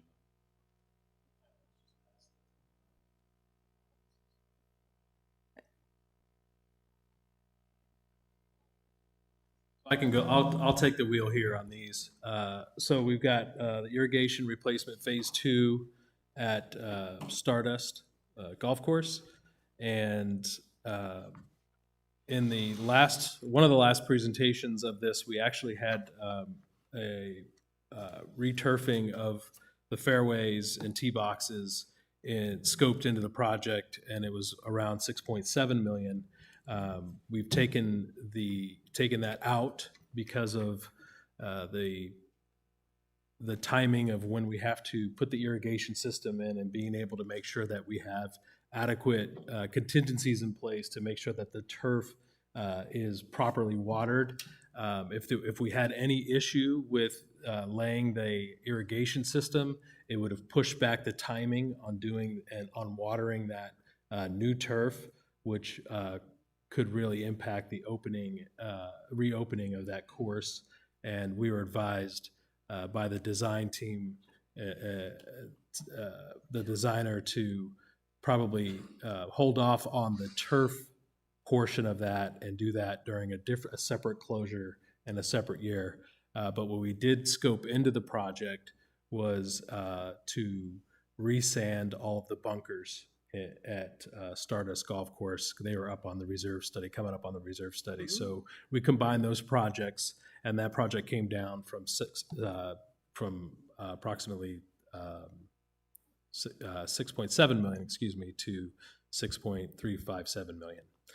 So that was the change on that. And then we also have the cart path slurry seal at Trail Ridge to accomplish next year. And then next slide. Oh, and here's the details of the Stardust irrigation and turf reduction project. And then we've got 25 pieces of equipment scheduled for replacement. So the equipment are things like sprayers, turf vacuums, blowers, top dressers, tractors, greens rollers. That's spread out over all 7 courses. And then we have 8 units scheduled for replacement, maintenance utility units. Those are the Workmans and the club carryalls. The average age of those are 13 years. We assigned a useful life of 12 years to those, and so the average age of 13 years means we're getting more than what the useful life is, and the ranges go from 8 to 29 years for replacement of that equipment.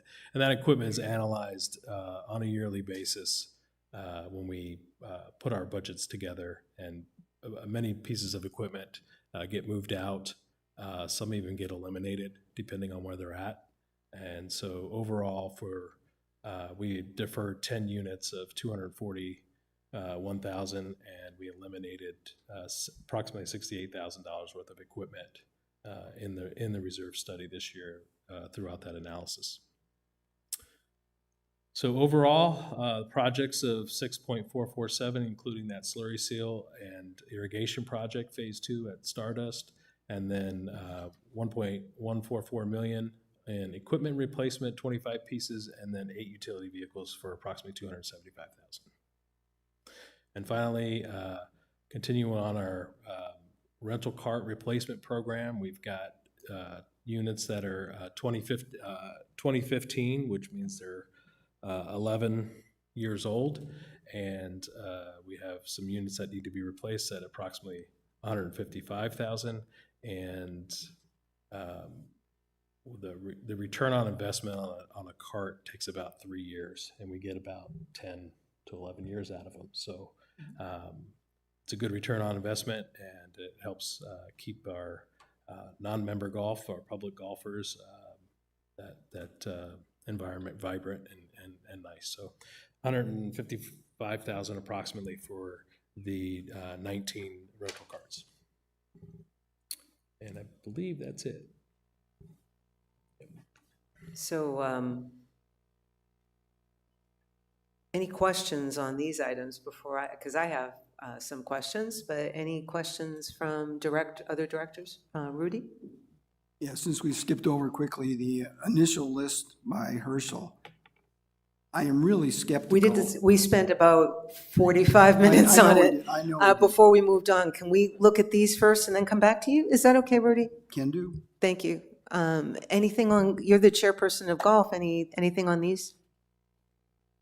No, I have really nothing to add. Part of this comes down to, it's kind of let's say the policy of golf ops to keep our fleet at under 10 years old. So it seems like a pretty good idea because we don't want our rental carts breaking down. But the only thing that would change this would be if we made a kind of a philosophical change that we would be willing to go with carts for a longer period of time. And that's really not the discussion item here. So that with the carts and with all of our maintenance equipment, which Todd does keep records of all his maintenance actions, we do get more life out of our equipment than the average stated useful life. So I think it is a good investment. They need good equipment to be working with in order to keep the courses in good shape. And, you mentioned earlier too, when we were talking about some of the other items, some of the questions about when something has met its useful life, what happens, right? So this is another example of, in all of these items, if, once something has been, an item has, in the opinion and advisory of operations, met its useful life, if the governing board chooses, we can move that project to a later year, but we can't ignore the fact that at some point it would be replaced. Case in point, our beloved multi-sport courts at Kuntz. The decision was not made to cancel that project, but to move it into a future year.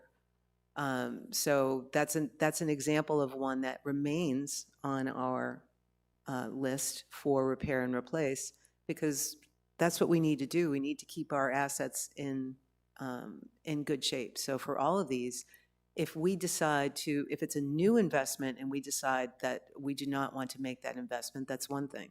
But if it's an existing asset that we own, we are obligated to keep that asset up to speed or retire it completely. So if that helps, I'm not sure. But for these rental carts, this is something that is, quote, up for replacement, right? Because in the estimation of our staff, they have met their useful life. Jolene? So I'm just kind of curious, we're replacing 19 rental carts. Is that all at one golf course, or are they varied? All costs, all 7 courses? And how often does a golf course run out of golf carts? Just curious. Does anyone know that? Do we ever run out of rental carts? I mean, I know we do when we have tournaments. I know that because we have outside players come and they don't have a cart, and they transfer carts from one facility to another. But on everyday basis, we don't run out of carts, do we? Not every day, and not all times during the year as well. So certain are busy times during the year. There are times when someone will show up at the course to golf and there won't be a cart available. I don't know what the frequency of that is. I'd have to get with Pat, but it does happen, especially at our higher publicly used golf courses, like Grandview and some of the other ones, yeah. Okay. Other questions? John? Yeah, Cliff, the project at Stardust, when would we be signing contracts for that project if this is approved? I see it's supposed to start in April of 2027. So I'm just trying to determine if there's a window that we can change our minds as to whether that gets done in 2027. Well, if it's approved, we would certainly want to move forward with that. Again, it is phase 2. We've already invested in phase 1 for the design work as well as the pump station. But if it's approved, yeah, there's still a window of time between when it's approved and when we start. As far as when the contracts would be signed, I don't know the exact date, but it'd be somewhere closer to April next year. We've gotten bids on the projects and through our landscape designer and our consultant that we use, Gary Brawley, and those were presented, the various bids and the winning bid.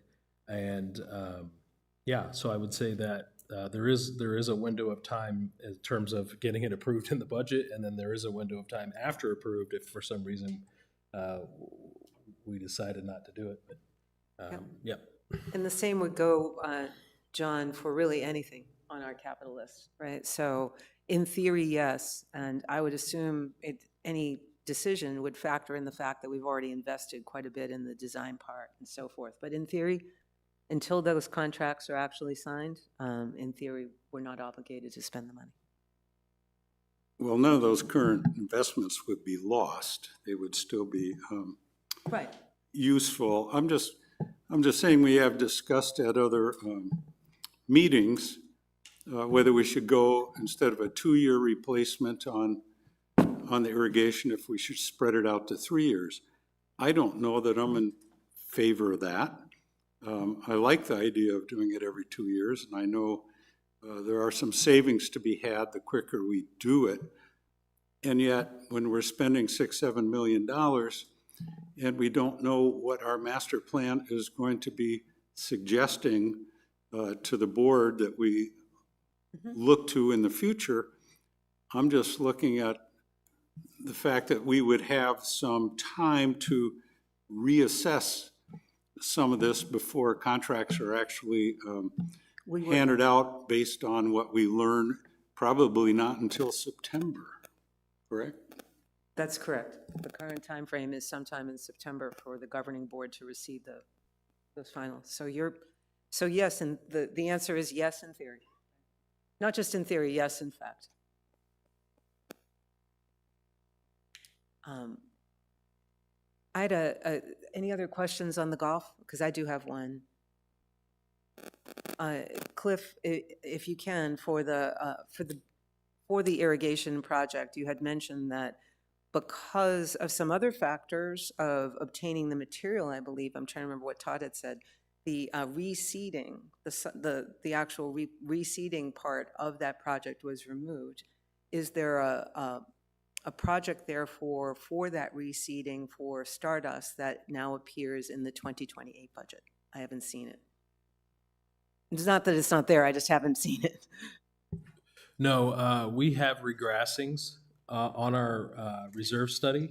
Okay. They're further out, but I do have to spend some time and with Todd to make sure we have those aligned with the closure years that he anticipates doing those projects. But it's not on the current short run. Okay, so it's not as if that particular one is necessarily being deferred 1 year, it's somewhere in the longer run. Okay.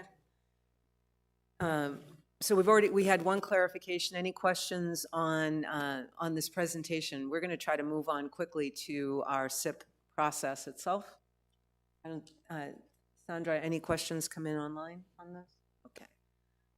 So thanks for that. Thanks for holding the rest of the questions. We're going to move. That completes 3.03. We've had an update on what those $50,000 and over projects are. Now we can dive in. So 3.04. The removal of any SIP items. Let's just be clear, that word could be misleading. We're not removing anything from the budget just yet. That decision has not been made. Today, what we are identifying for us, we're basically workshopping and getting ready to make a motion in the April 23rd full meeting. The motion in the April 23rd meeting would be to pass the entire budget items through as a consent motion in whole. So we're identifying today the motions that we want to vote on separately. So this is sort of like the Academy Awards where the nominees are, right? So first we'll put on the table anything that our individual committees have identified for potential individual motions.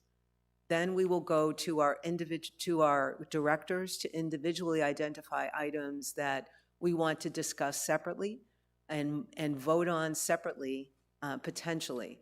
We'll go around for each of those items on a long list. Each of us will decide, does it deserve or warrant an individual motion coming up on the 23rd. So that's the basic process. I'm going to look first to our committee chairs for the committee input on items that deserve an individual vote. So we'll start to my right. We'll start with you, Director Grom, as the chairperson of golf. I didn't hear it, but could you just state, were there any, did your committees identify any items to be voted on individually? No, the golf committee did not recommend that any of the items be further discussed, with the exception that the range ball initial proposal to move 3 additional machines was simply changed to cover 2 current machines, and they are in favor of that. Okay. So thanks. Jolene from SportsPath. Yes, we did have one consideration about lighting over the billiard tables. What we were trying to do is get a better quote on the other light that we are more inclined to use. And I believe we will have that on the 23rd. So, and I believe we'll have a facts and finding on the 23rd because we're going to try to take that out of this year's savings. That's the strategy that came out yesterday, correct, Cliff? And Yeah, so we'll present it in the facts and findings, but initially, we were going to present a facts and findings for the perimeter light, and then we had a bunch of discussion with billiards players. We sent out a survey, and the result of that was that we came up with a different light, which is okay, aesthetically modern. we don't need the detail now. We're just looking to identify. What is that? Sorry. So I am Sorry, just Cliff. saying that we're going to find, so We're my identifying committee, the project and the dollars to be Right. pulled out and voted individually because Yes. we have Correct. that's all we want Correct, to 'cause we're talk gonna- about right now. That's exact. Otherwise, we're golden. Thank you. Let's see, Director Chatton, John, sorry, I'm using first names today.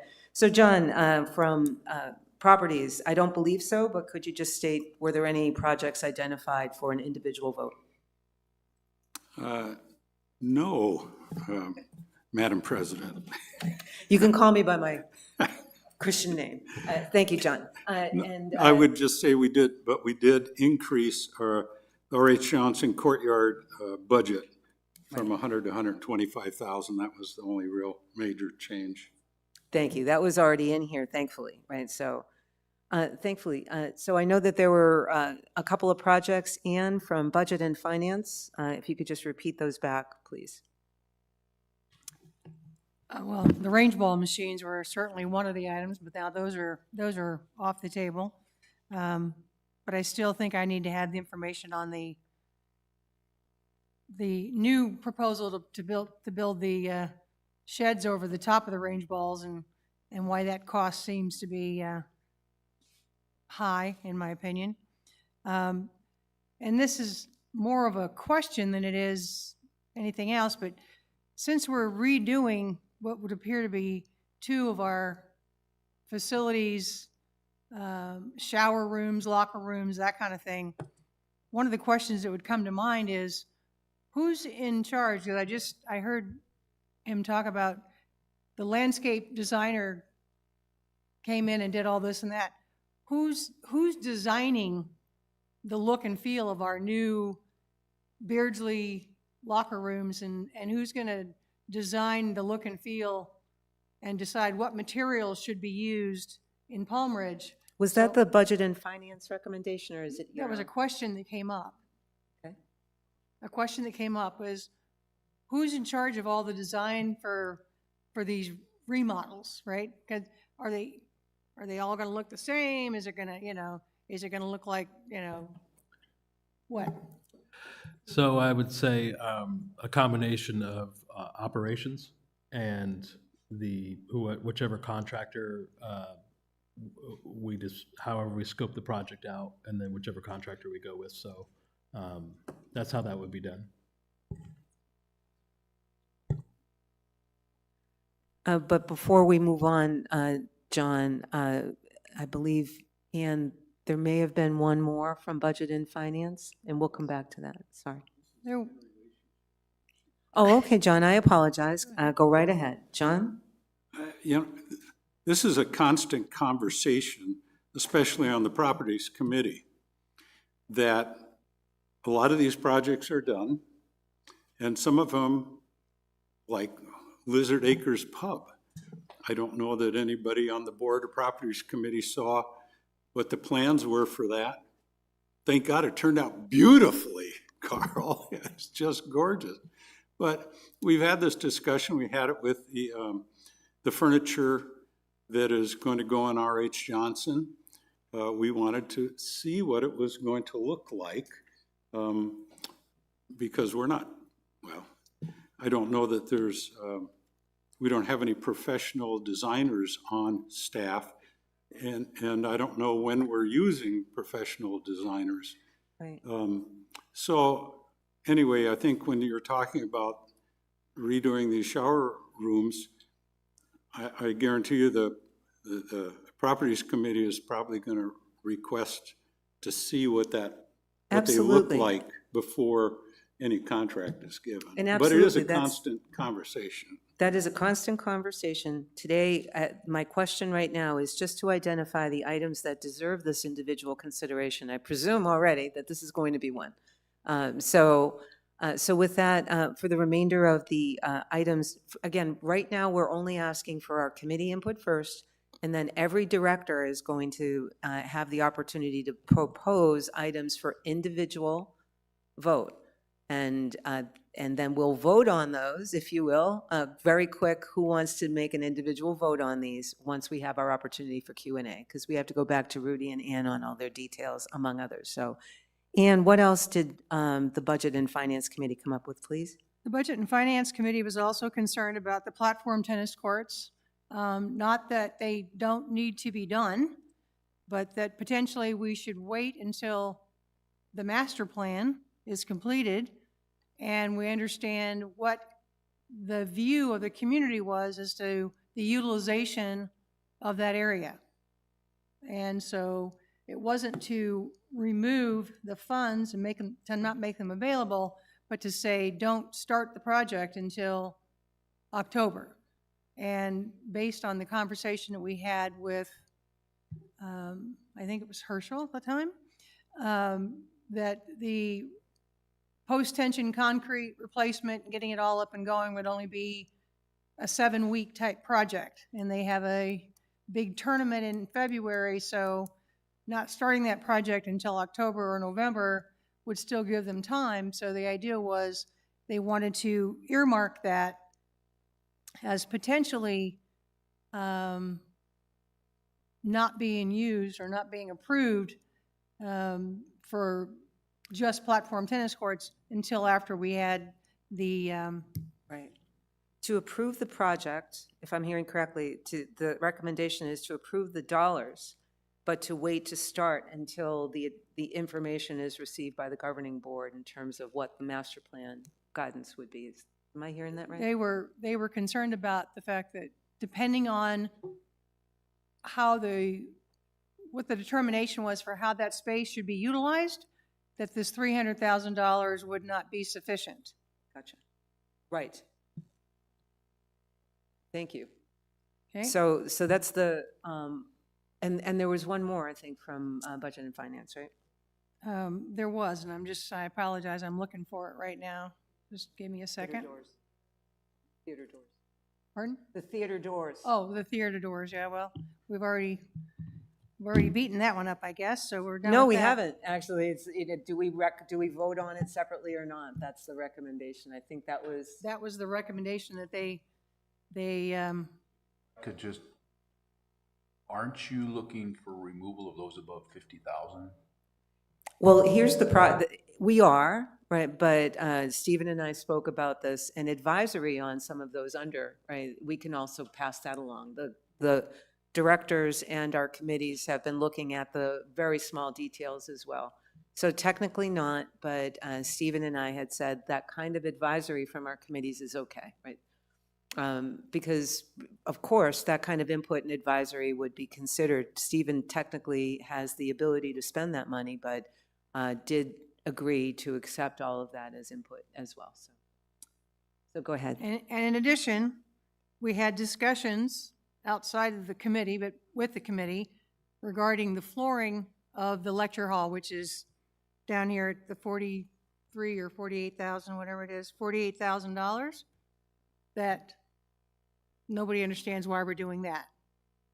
So, of course, as I had mentioned, any director can bring this up. So since it wasn't recorded by the committee, definitely bringing it up for us to look at as a potential, right?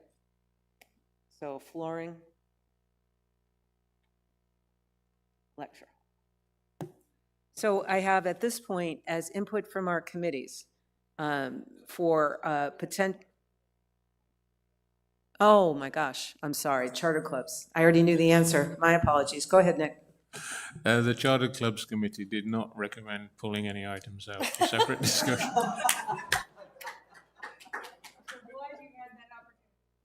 Thank you. And I do, I'm really trying to move us on today. It's a slog to keep us focused, but we're trying. So just to repeat before we take a quick break here, because we have to on time. So what I've heard in terms of input from our committees so far is that we consider voting separately on platform tennis. The, I have lighting down here as well. This is the pool room lighting, the lecture hall flooring, and 2 other points of advisory on the theater doors and the ball dispenser covers. I'm going to add one myself, even though I know that it didn't come up from it didn't come up. I'm breaking my own rule.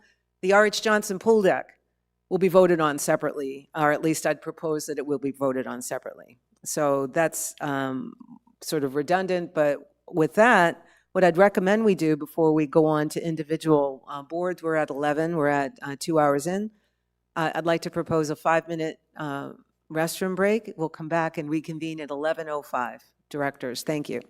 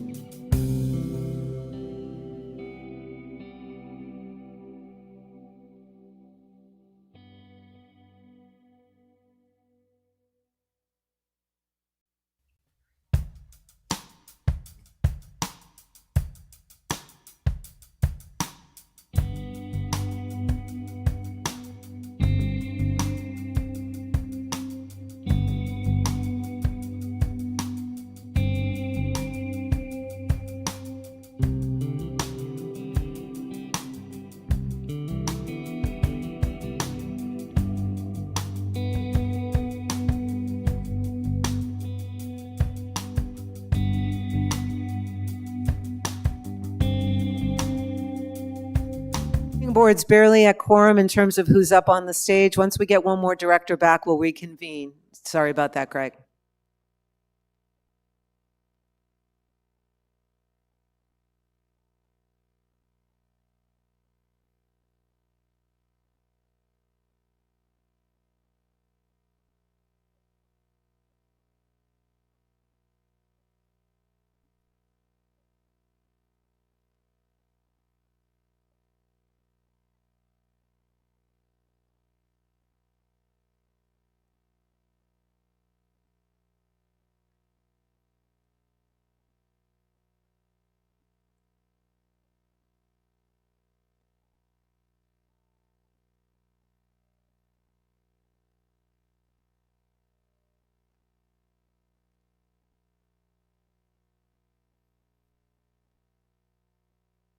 All right, folks, although we're still waiting for some folks to come back, we won't be making any decisions without the directors as they come back in, but we can reconvene at 11:06 just to start the discussion process because we have a long way to go.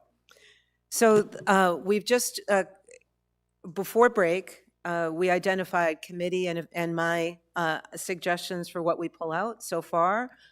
Pull out being, these are items that we're identifying that we believe deserve an independent vote on the 23rd, okay? So we're not removing anything yet from any budget.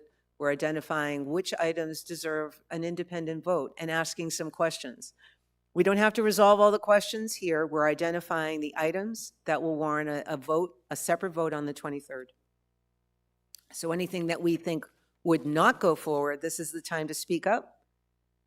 Directors. So with that being said, we've all had a chance to look at this is the time when we get to dive in, Ian and others, to the details on the rest of our projects. In order to keep us focused, what I'm going to do is ask first, and it's attached, we have a list that is color-coded, right?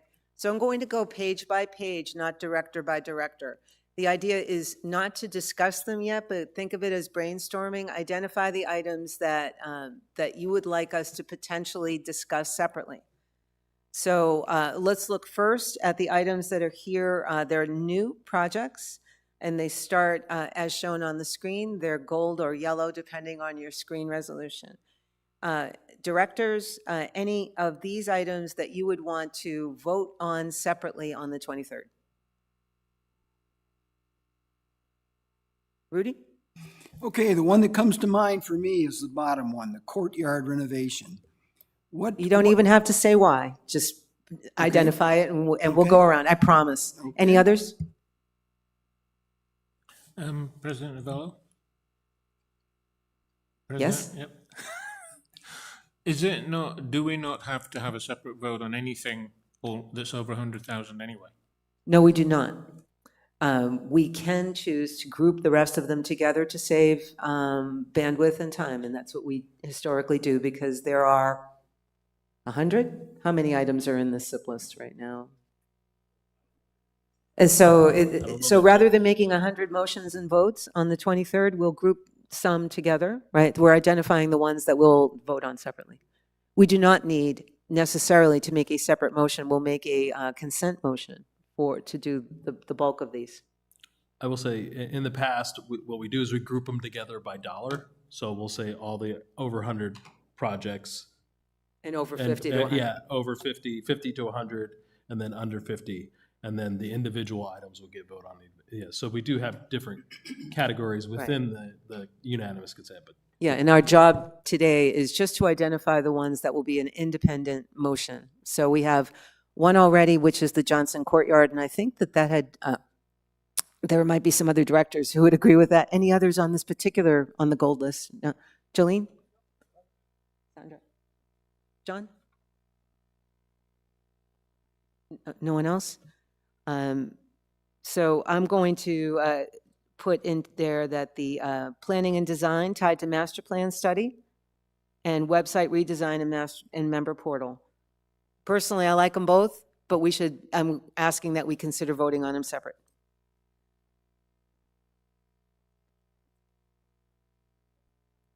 And we'll talk about those. So next color block is our blue R&R. We've already identified for potential consideration, platform tennis, the sports pavilion lighting, the flooring in the lecture hall, the theater doors. Those are all in that item. What else? And this time I'll look to this side of the table first. Are there other items that we want to throw out there for potential consideration? A separate vote. And I'm not sure which color yours are in, but I know you have a bunch, so. Anne, I know that you have a whole number. Are they on this blue, on the blue section, or? Well, you've covered the items that are in the purple. On my sheet, they're purple or blue. Yeah, they are purple. I'm Yep. looking at the screen, yeah. So we covered the items, and, you know, we had the discussion about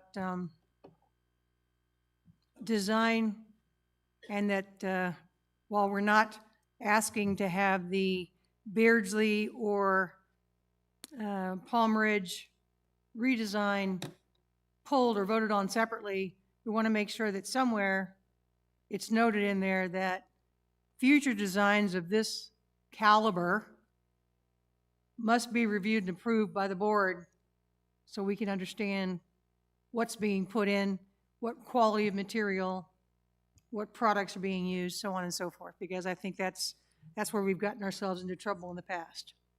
Very good. Thank you. John, anything on the purple/blue? Looks blue here and purple on our page. Sandra? I think you've got the ones that I liked or Okay. didn't. Jolene? Yeah, I would like to look at the Palm Ridge in the sense that if we can just regrout some areas and that kind of stuff, it's $225,000, guys. We have a pool that has to get done for $500,000.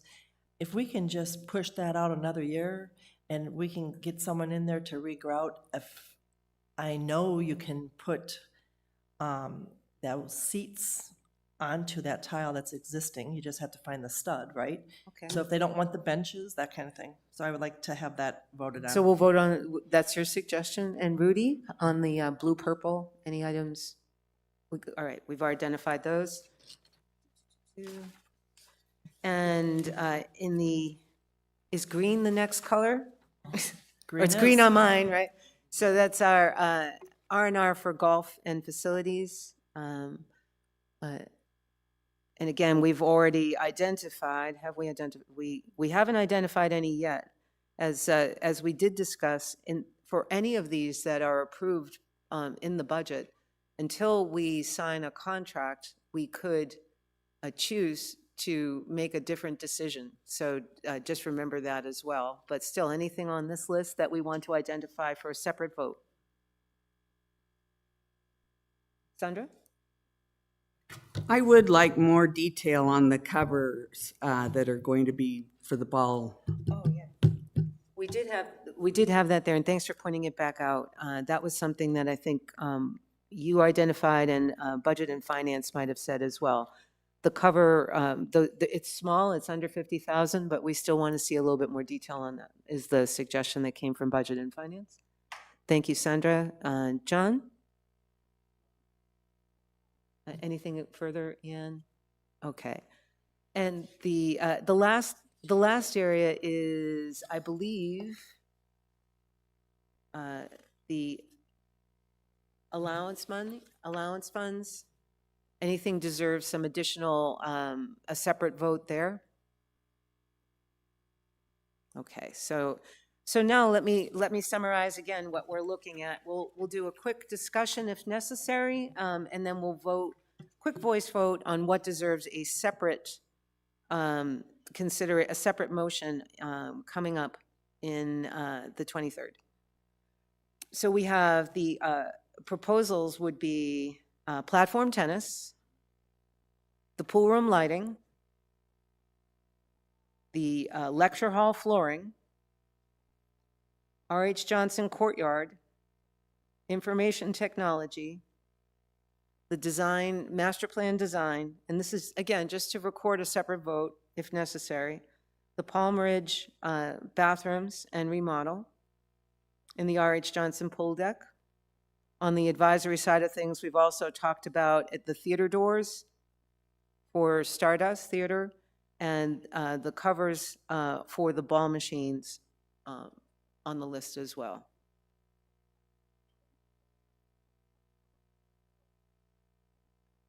So let's look at them one by one. R.H. Johnson pool deck. We have a lot to learn on that one and a lot to learn in terms of dollars. I recommend that we vote on it separately because, again, it's our top priority. It's very visible. And I think we in our community need to see us record a separate vote, yay or nay, on that dollar funding. So any discussion on that point before we do a quick voice? Just making sure we're raising that to 600, or once we get that. We'll get the final total. And then we're going to do it with that budget number. Yes, kind of. whatever the budget number is on April 23rd, that'll be what we put forward into our annual plan. So today it's 500 still. Right. Could you hold on a moment? I'm getting advisory from our parliamentarian. I think I'm supposed to say we're at ease. Hold on.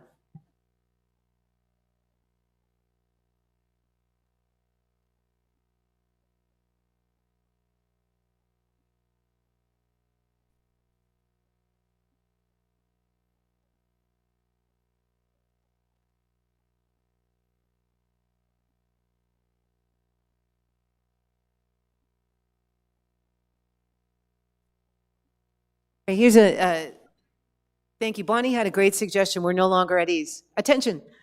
So the suggestion is rather than go through all of these independently, I just read off the list of the items.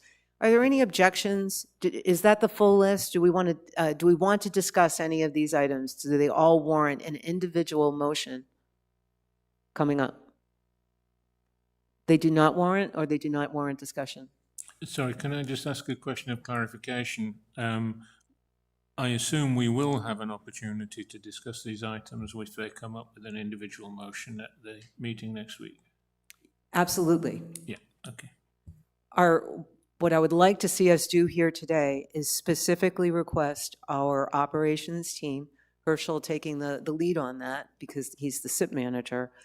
Is there whatever additional information we need in order to make a decision and to vote separately? This would be a great time to ask for that additional information if you haven't already, that's all. Any objections to moving that entire list? Every one of those would require a separate debate and motion. Any objections to those? Thank you, Bonnie, for the suggestion. So with that, we have our pullouts identified. And that means, directors, that everything else on the list is going to be considered as a whole. So going once, going twice, I'm on tape, so I don't think I have to say it again. I'm on tape with what we've identified. So I think we're good on that in terms of all the things that will be a separate motion. Jolene, any questions? Okay. I'll try. Let's see if I got them all. R.H. Johnson pool deck. The platform tennis. Pool room lighting. Lecture hall flooring. R.H. Johnson courtyard. Information technology. The design, master plan design funds. Palm Ridge remodel. Theater doors and the ball machine covers are under 50,000, but we've asked for additional information on those, so we expect to see those, and they'll be pulled out for us to review, even though it's not technically a pullout. That's what I had. Did I get them all? Okay. Again, just wanted to, I know that it's a technicality, both theater doors and the ball machine covers, technically, this is something we'll talk about the nuances. We'll cover it separately. We still will see that information, but we'll make sure that we get those details. So we want to see on the relocation point, I believe, I'm sorry, it's the covering of those items. We want to see the, another, or verification that those are the best dollars that we can have, right, Herschel?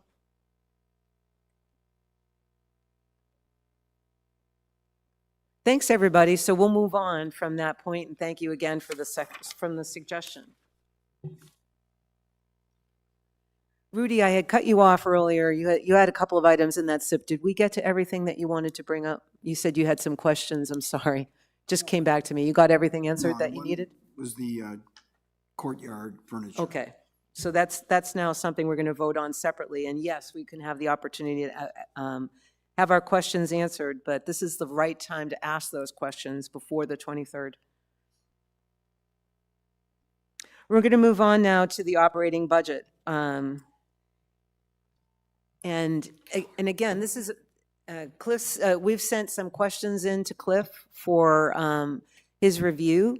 These are not final, right? But this is our time. We said we would take the time to look at the Q&A, and then if there are additional questions that we had, this is a great time to ask those.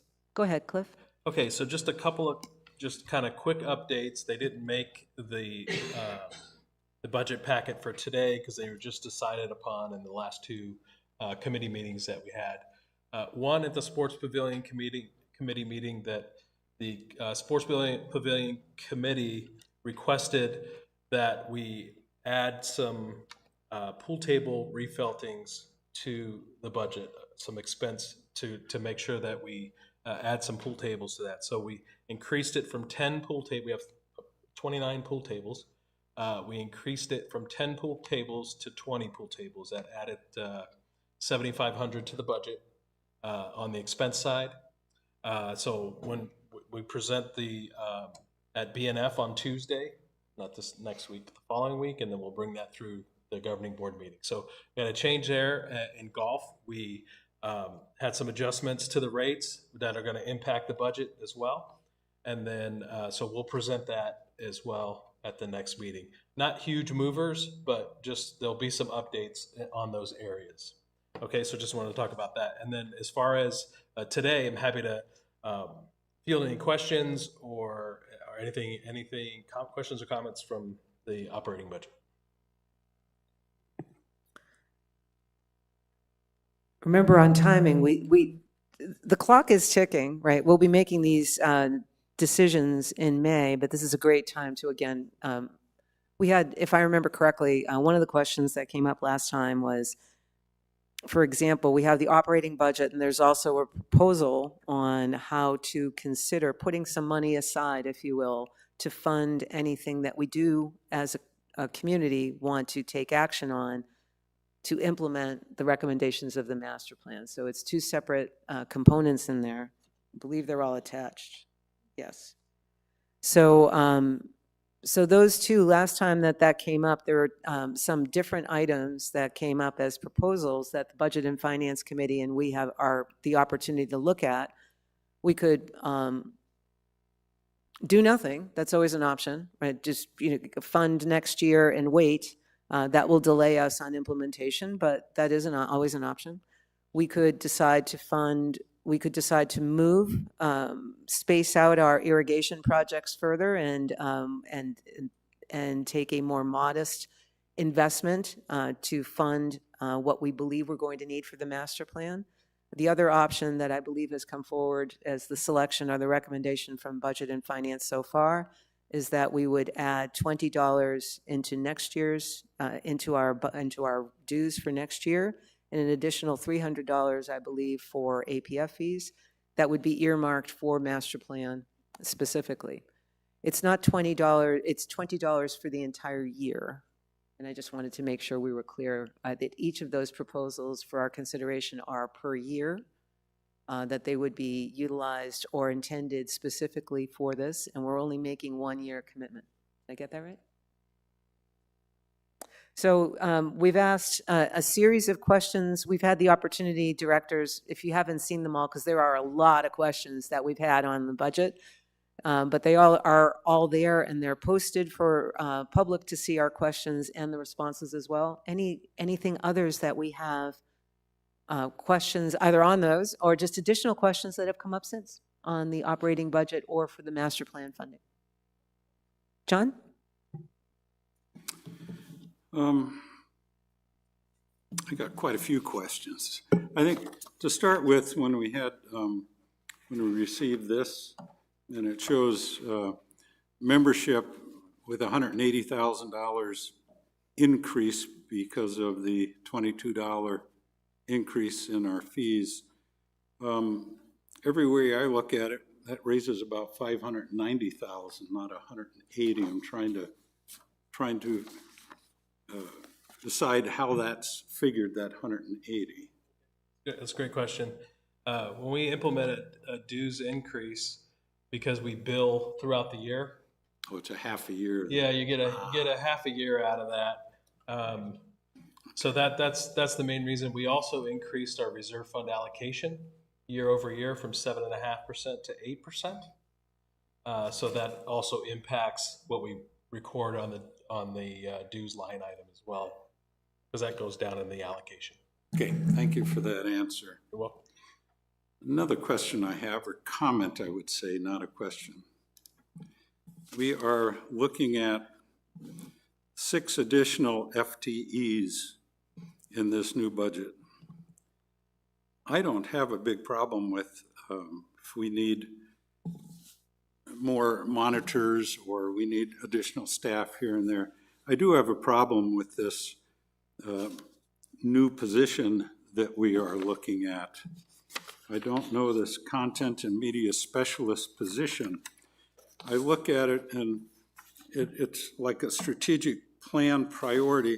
Well, I've read through the strategic plan a couple times and I haven't seen but a couple of the items in here that are included in the strategic plan.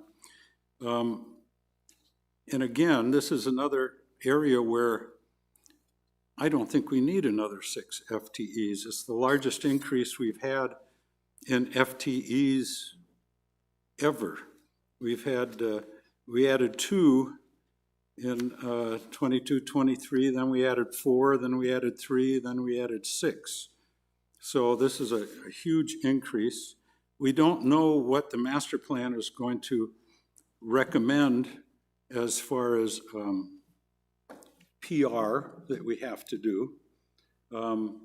I just think it's putting the cart in front of the horse. I don't think we need that position. And if there are items in that strategic category that we need to deal with, we can either contract some of those or we can get part-time position. That's my comment when it comes to that. Yeah, hold on. I'm sorry, John, hold on just a moment, because that's a good point. I think it came up 1 or 2 meetings ago, and one of us, I can't remember exactly which to give credit to for this, but someone asked, what's the position description? What's the, how will we know that that particular position would be successful? We needed more detail on that, correct? So do we have any, I don't know if I haven't seen any of that information come back. Can we receive that in the next go-around, please? We presented that. Terry, can you bring up the presentation, please? The budget presentation? And then there's a response to that question on the Q&A. Oh, I'm sorry. I didn't see it myself. Yeah, so let me get to that one. And hold on to the rest, John. Let's just see if that one came back with an answer. It sounds like it did come back with an answer that I did not see, so.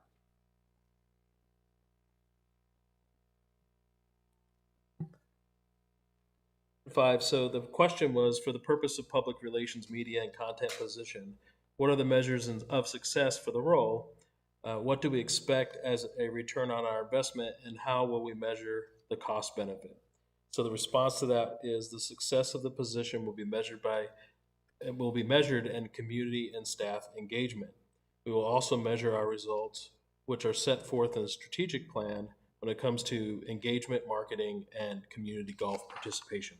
So those are kind of like the KPIs that would be tied to that position. And then if in here we talked about the strategic priorities, which John referenced, or Director Tratton referenced a minute ago. These are all tied to strategic priorities. All of these all these bullet points. And so all of these items mainly rest on the shoulders of the general service officer and the PR team. So this person would help all of these in one way or another, either contributing to some of these other items like volunteer programs, helping set that up, but they're really engaged with trying to get the word out and get people to communicate and get involved in an engagement way, which we don't currently do now. So there would be additional tasks, there would be additional time in this for hours that we don't currently have available for staff. Now, whether your opinion is that's warranted or worth the expense, the additional FTE, that's definitely up for debate. But the key areas of focus are listed here and what the person would be doing as well. So Thanks I for hope that. I'm sorry, I answers didn't see it. Oh, Yeah, okay. yeah, thank you. And the decision, not opinion, the decision would be whether or not we approve that part of the operating budget. So I think it's a viable question. And whether or not it answers what you asked, I mean, I think it's just some additional information we asked. So go ahead, John. Thank you for pointing that out to me, Cliff. You had others as well. Just an opinion on that particular position. I think we need more discussion on APF fees, which is also on this same, when we have the dues and APFs. I mean, we're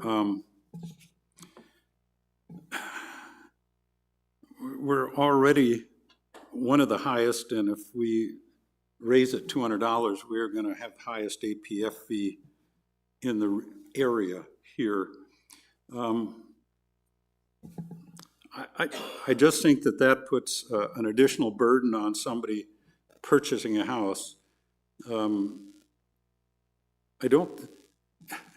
We want to promote our community. We want to get people to move here. I believe I read in today's paper there were 119 homes sold in the last week in Sun City West. Or the last month, I'm sorry, not last week. 119, which was a huge number compared to what we have been selling. And I'm sure there's a lot of people that their rentals ran out and decided maybe I should buy a house so I can stay here next year. But between the APF fees and mortgage rates tipping back up to about 6.5%, which are already putting a damper on sales. But the reality is homes are selling here. They may be taking 90 to 120 days compared to 10 days a couple years ago, but homes are selling. So I'm good with promoting the assets in our community, but I don't think we need to do a lot of promotion to get people to move here and buy homes. But I think that asset preservation fee, I don't want to be the highest asset preservation fee in the area. So that's more of a comment than a criticism, but I mean, we're at, 3 years ago, we were at 5,000, and now we want to go to 5,600. I think that's a huge increase. Please, yeah, you have. First of all, spoiler alert, that you're stealing my thunder for my March financial presentation on home sales, because we made up all of our ground in APF fees. We did. Yeah, that we were behind for the year. So yeah, March was a good month for home sales.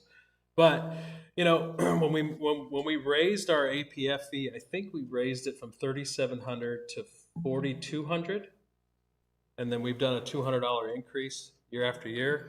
All we did is set the market, because what did Sun City do? They went up to $5,500. So what I guess my point of saying that is we're going to set the market on APF fees. If we go up to $5,600 or decide to do the additional $300 for master plan funding, all that's going to happen is these Sun City Festival is still selling homes. Pebble Creek is still selling homes. So they're a lot of times eating that APF fee. So we can't really compare ourselves to them. So it's really the Grand and Sun City. As soon as we raise them up there, they're going to raise them up there. I mean, that's just That's our thoughts on that. So, and they'll probably raise them higher. Sun City will probably raise them higher than us. So that's kind of the thought process there of our APF strategy.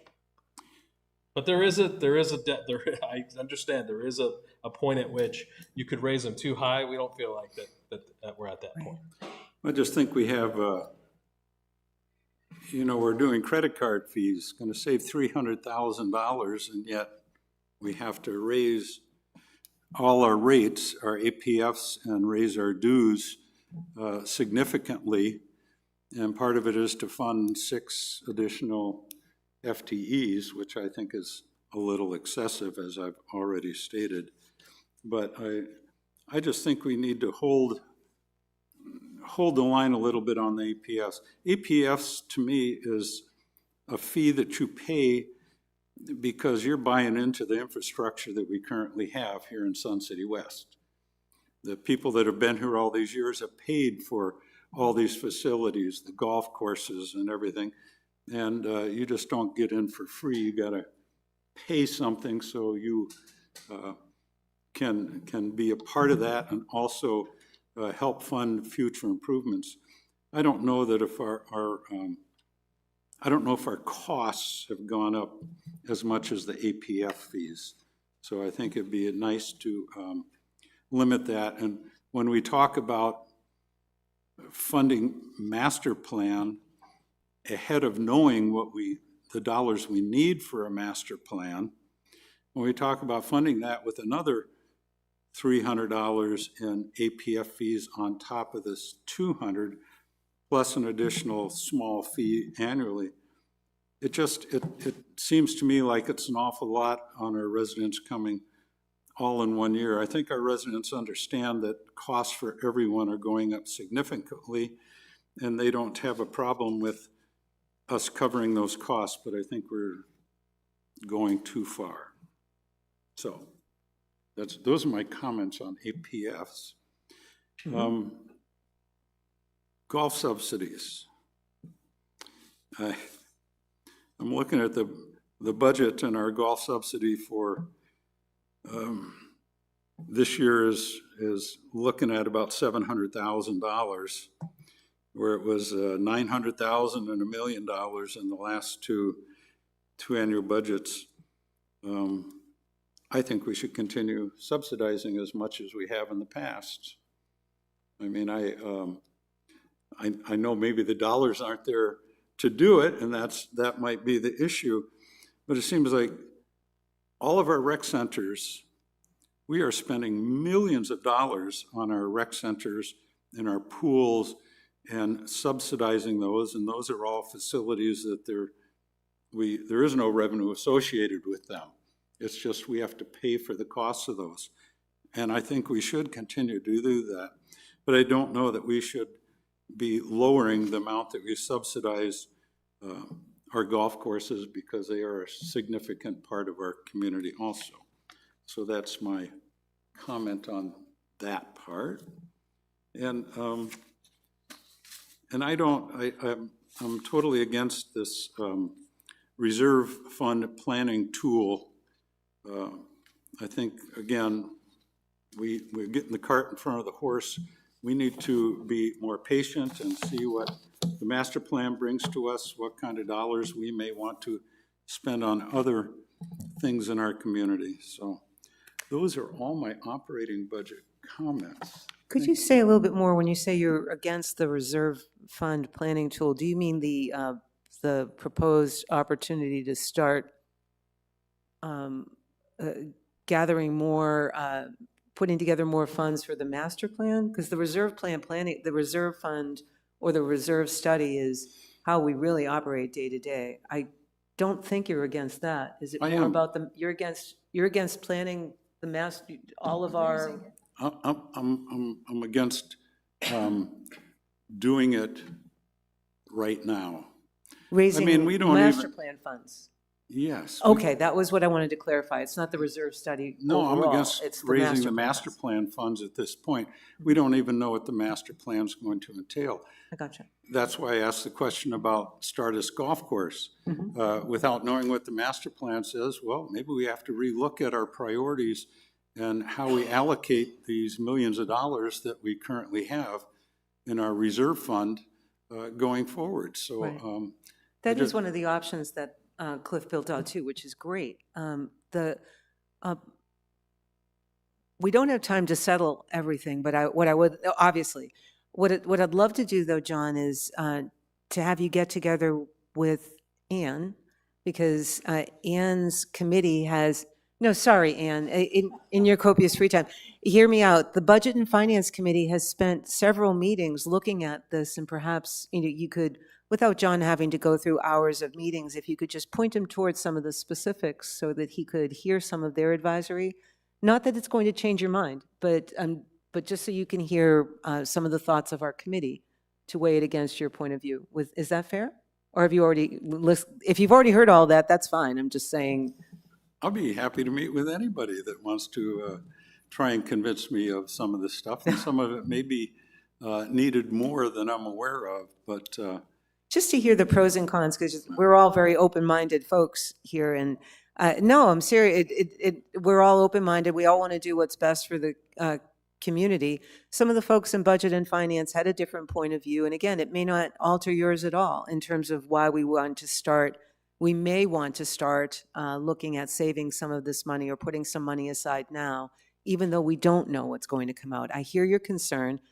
We love to hear all these different points of view, and we have committees who work very hard. And that committee has spent a lot of time analyzing this, so I just want you to be aware of what they've said. Fair enough? So no, Ann, I'm not trying to throw you under the bus, but if you could just help John find those meetings where he could find some of that advisory, I would appreciate it. Any other input or questions for Cliff? And go Well, ahead. it's Nick. not exactly a question for Cliff, it's more of a comment on what John has just said. We know that the master plan is going to put forward several projects which are going to be expensive.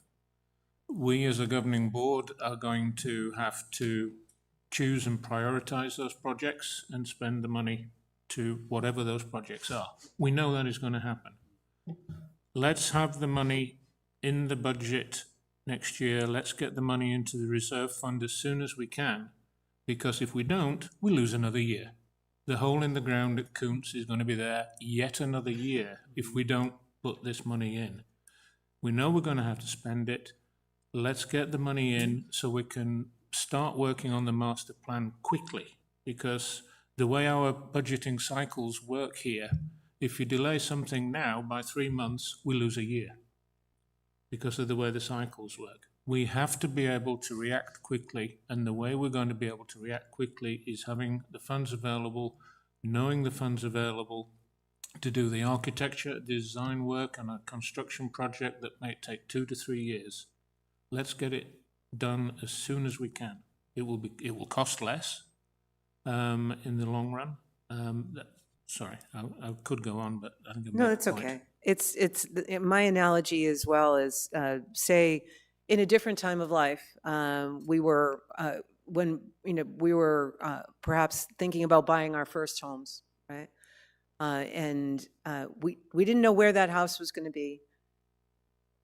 We might have had a dream about what we wanted to see that house become, but we didn't wait until we had identified the house to buy to start saving for it. So if we know, and we funded $279,000 to create a master plan, and we know that we're going to implement it somehow. We may not know what we're going to want to do yet, but I believe what's been proposed and recommended through Budget and Finance is, do we want to start saving up now in advance, even though we don't know? We're not earmarking the funds for what we're going to do. We just know it's going to be a big lift. That's all. That's the proposal on the table. And the answer we could make as a governing board is to wait again, right? That is a viable option for us. But the proposal that we're looking at is whether we want to start saving now. And if so, how much? That's my analogy. So great concerns. If there are others, don't hesitate. Don't wait till the 23rd meeting to bring them up. Shoot them in to Cliff, and please copy me so I'm aware, just so I'm on top of what everybody's concerns are. So shoot them into Cliff and email, make me aware as well, so that we can make sure you're getting those questions answered. The clock is ticking in terms of when to get those questions answered in advance of making a decision in May. So thank you, John, and all for taking the time to ask the questions. Go ahead. Thank you, Christine. Okay, so the FTEs. I'm right with John on the public relation person. I just want to know what has changed in our community. We stay between 26 and 28,000 people, right? And now we need another PR person. You said, who is on our PR team right now? I know Katie is Martin there? I mean, I know that Greg back there is our only AV tech because the other guy left. I mean, are we replacing him? I mean, we need to make sure that we have the people that are here are going to be supported, right? I don't know. Could we go back to the organization chart to, Right. let's see if we can. But the public relation person, I'm not sure what they're going to do. I mean, and one, where are they going to be housed? I mean, that's a whole nother thing, right? Because we only have so much space up in admin. So, Okay, so and we- what are their responsibilities? I mean, I know you told us what the new person's going to be, but what is Katie's responsibility? What is Martin's responsibility? What are those responsibilities, and are we going to have overlaps? Because if we're going to have overlaps, then we need to say, maybe we don't need a full-time person, maybe we only need a part-time person. I don't know. I mean, So we can. a full-time, just because you have a want, and I get that we want to do this branding and we want to do all this other items, we have to take it in baby steps. We can't just keep saying to our residents, yep, we want this, this, this, and this, and oh, by the way, your dues are going to go up $20, $22 this year, and next year they're going to go up $22, and then, oh, and by the way, you only get 2.6 COLA. I mean, we are all on a fixed budget, folks. Jolene, thank you for the commentary. I think we hear you loud and clear, all right? What we're here to do is not to make it seem like a personal thing, because it's not. We're looking at, do we need this, right? And we do have the authority to approve or not approve that new position. Agreed? Correct. Okay. So if I'm going to try to summarize, right, what some of the questions may be is there still seems to be some confusion about what's the value add for us as a community and what our current PR team does. Would some additional information on that help us all? I think, and again, no, we have the ability, the authority to approve all or none of these new FTEs. That's why it's in front of us, right? But we're not going to be able to answer some of those questions here. We can get some answers after. Is that fair? Well, and then too, I mean, so our, all the FTEs, the rec centers have all these additional part-time people for cleaning and that kind of stuff. Do we not get the cleaning done now? I mean, do we not clean it well enough now that we need to hire more people to clean and to take care of? Because I want to say our rec center hours are smaller than they used to be. I want to say our rec center hours used to open up at 5, right? No, they've always been 6. They've been 6 for several years now. Several years? So, but anyway, I'm just wondering, I mean. Yeah, I mean, I can have Sabrina answer that question. You know, when we sit down and go through the FTEs, here's our process. Okay, we sit down with the management team, each management team. Sometimes they pull supervisors in there because of the various facilities and things that they have going on. But when we sit down and talk about FTEs and we talk about hours for the budget, it's an extensive conversation about what we plan on doing, what the changes are, even in the current year. Sometimes we have changes within the current year to staff that fall within budget, but are different from when we budgeted the prior year. So there's a lot of different moving parts when it comes to staff and it comes to hours of operation. One little change somewhere could increase hours or increase the need for hours or FTEs. There's just a lot of different moving parts. But as far as your question regarding the facilities and why we need extra staff or why we're proposing extra hours to do those things, I'll let Sabrina answer that question. Yeah, just like you mentioned, Cliff. So one small change, extending Sunday hours of operations, the amount of activities and events we're supporting now. You have to look, if I have an employee that is part-time on a Sunday taking care of an event, but I have all of RH Johnson on a Sunday to clean and get ready for Monday, that is where we're running into shortage of hours. So it is the small extensions that we've made to hours and the increasing events, because our scheduling team is so efficient and awesome at what they're doing. We've expanded and added so many events that we're having to have more hands on to get prepared for that following day while we have these events going on, while we can maintain our facilities how they currently are. So yes, we have a lot more cleaning to do because of the traffic and the more events that we've added. So can you tell me how many more events we've added? I'm just kind of curious. Is it club events? Is it social events? Is it events from the event department? I'm just going to be a little bit of everything, and I can come back with those numbers. I don't have those right here. That'd be great. Yeah, and for us as a governing board, we approve the what, right? So if, for example, this is something that's of a concern, we could decide to decrease the amount of money in this line item of the budget, not necessarily to dictate which items get filled, although we can make a very specific recommendation about a brand-new position such as the one we've identified. Some of these are additional hours and so forth, just so that we're aware.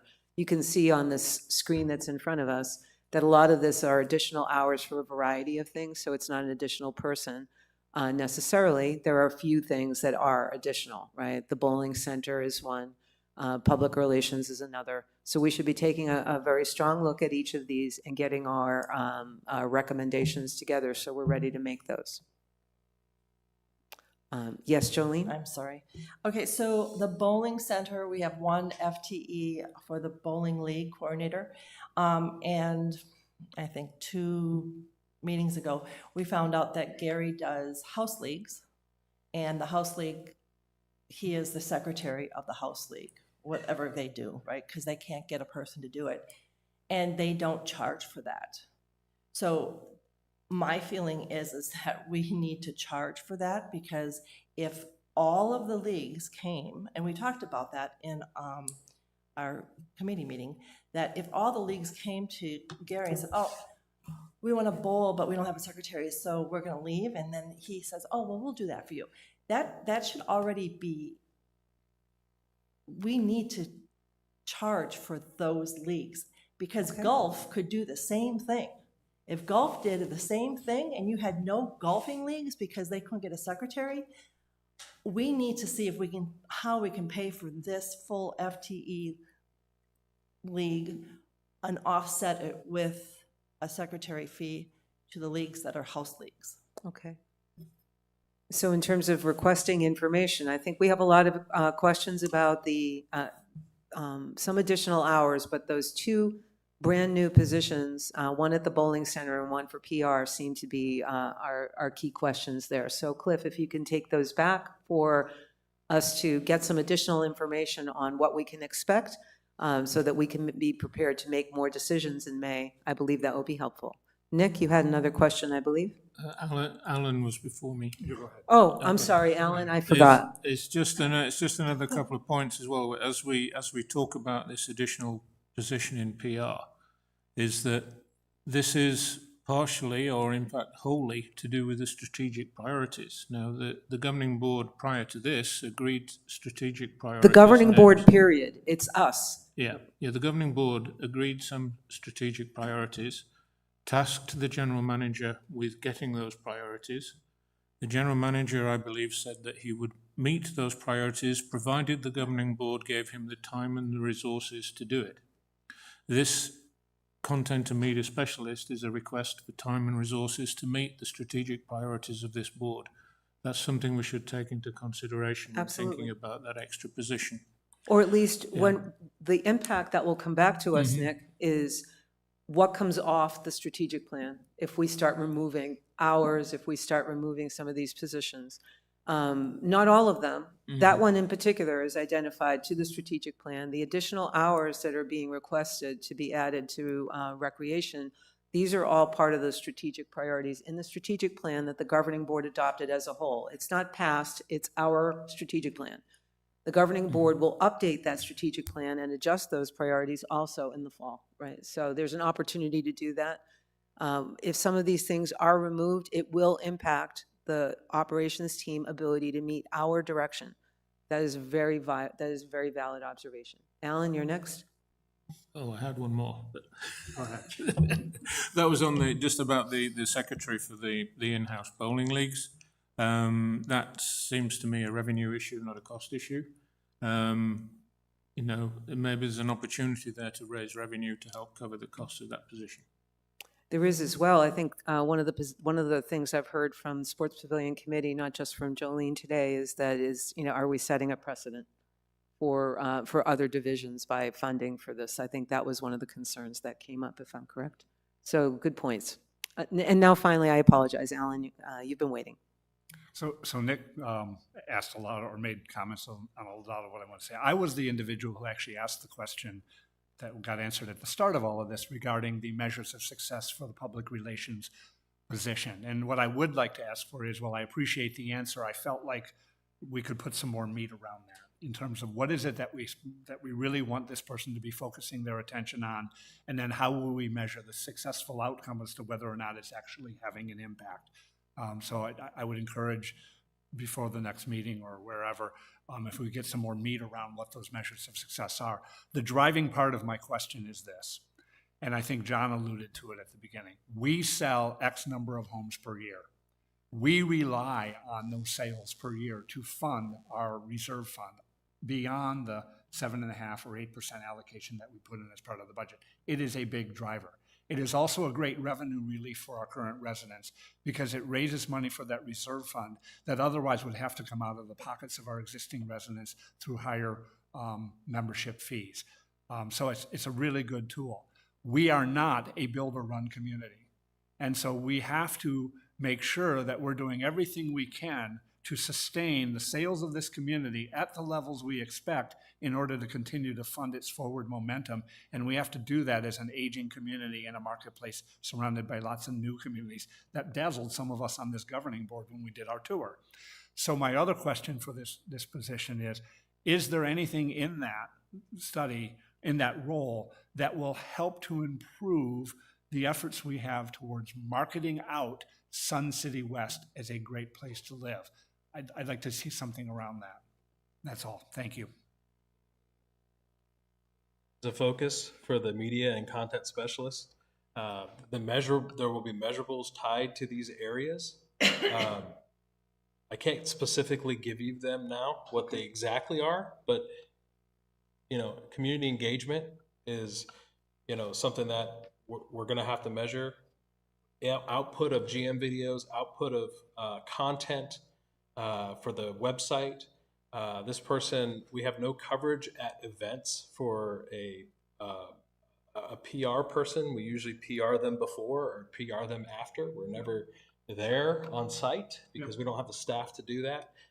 So I'll get with Katie. I mean, we've got a job description. We've got a whole thing for this position laid out, and there's a ton of details behind that. We can share those. And I think helping us understand, I'm sorry to interrupt, Alan, helping the board understand which of our strategic priorities are impacted or removed as a result, right, of changing any of these FTE requests. I think we've tied this particular position to our strategic plan priorities. So utilize that strategic plan, please, and help us understand, not today, I'm saying to come back to us. And well, these are the items that would come off entirely, apparently. So it's something for us to consider. Go ahead, Alan. So I appreciate what you just did. If you think about. Katie, please hold your fire. Let's just ask questions, If you think okay? about- I think Katie will like this. If you think about what made the success of Sun City and Sun City West, because if you go back to our history, by 1965, the Webb Corporation almost ended all of it. And John Meeker came along and decided that if we could create a community that's fully engaged and get our residents to be our sales force, that it would be successful. And that's what he did. And 60 to 70% of the sales of Sun City West actually came from referrals of prior owners as the community evolved. And so I'm encouraged to see the very first item on your list, the one you had just had, was to improve community engagement. And so how do we really know that that's happening? That's my component. But that's the piece that's important, is if we can keep this community engaged, we can keep the owners engaged, we can keep the referrals out there, we keep the home sales at 1,100 to 1,200 a year. Those are the concerns I have, and to the extent this does that, I think it's actually a good ad. Thank you. And directors, I'm pointing out the ticking clock. These are very important questions. Please know this is not the final chance we have. And Katie, if you had something that you wanted to make in the form of response, if it's brief, please do. I just didn't want anyone to leave this meeting thinking that this position was going to do the volunteer stuff or the grant stuff.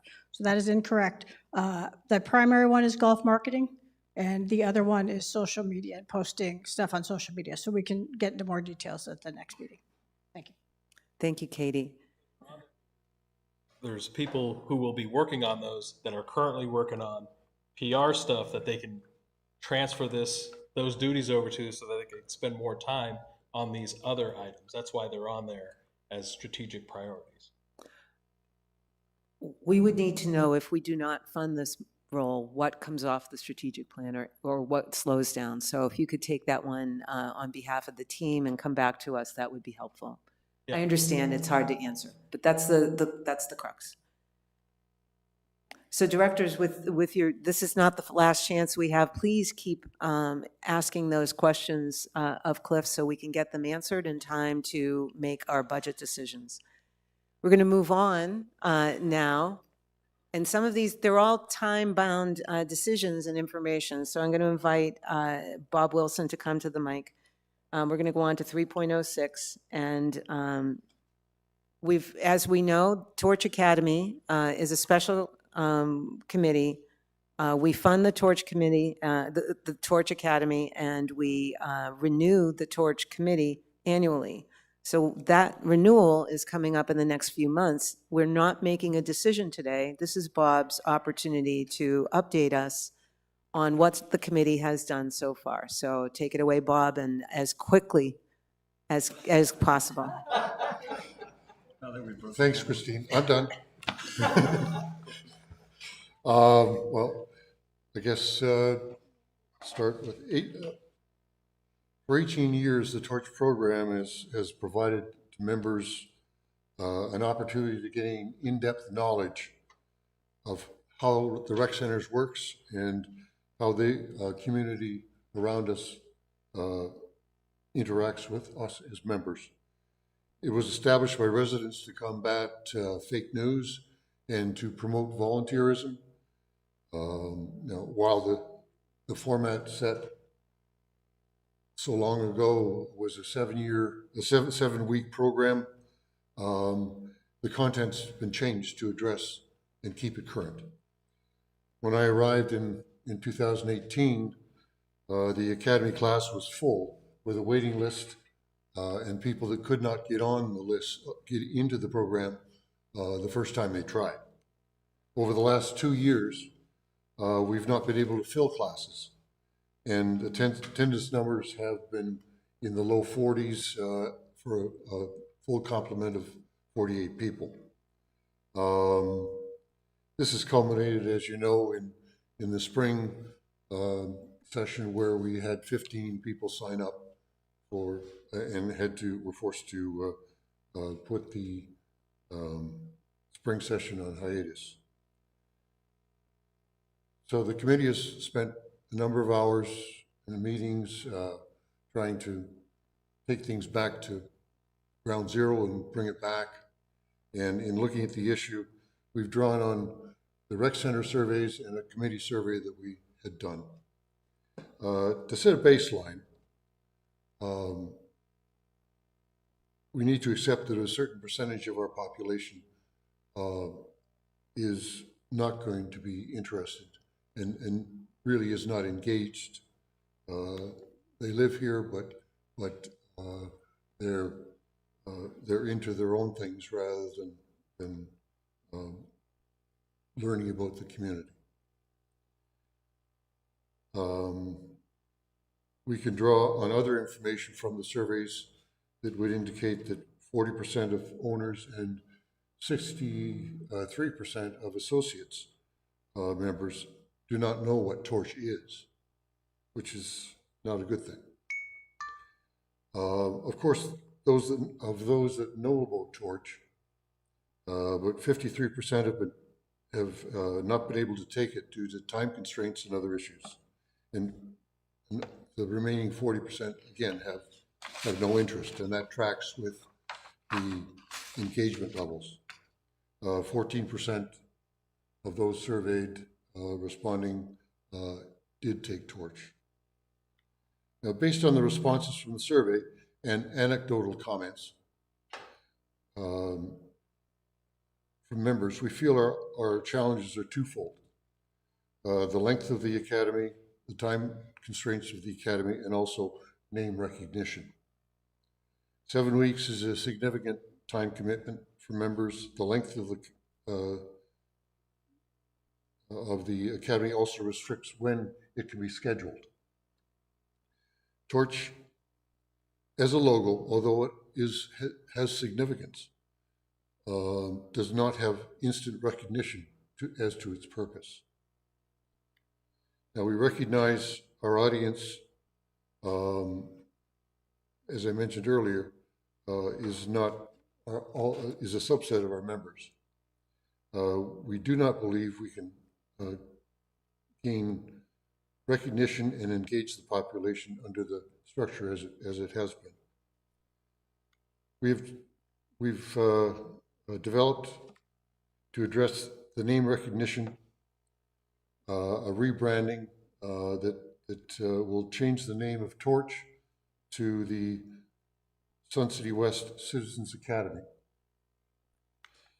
Torch is part of the brand and would continue to provide continuity. And again, it does have, the Torch acronym does have meaning that we want to retain.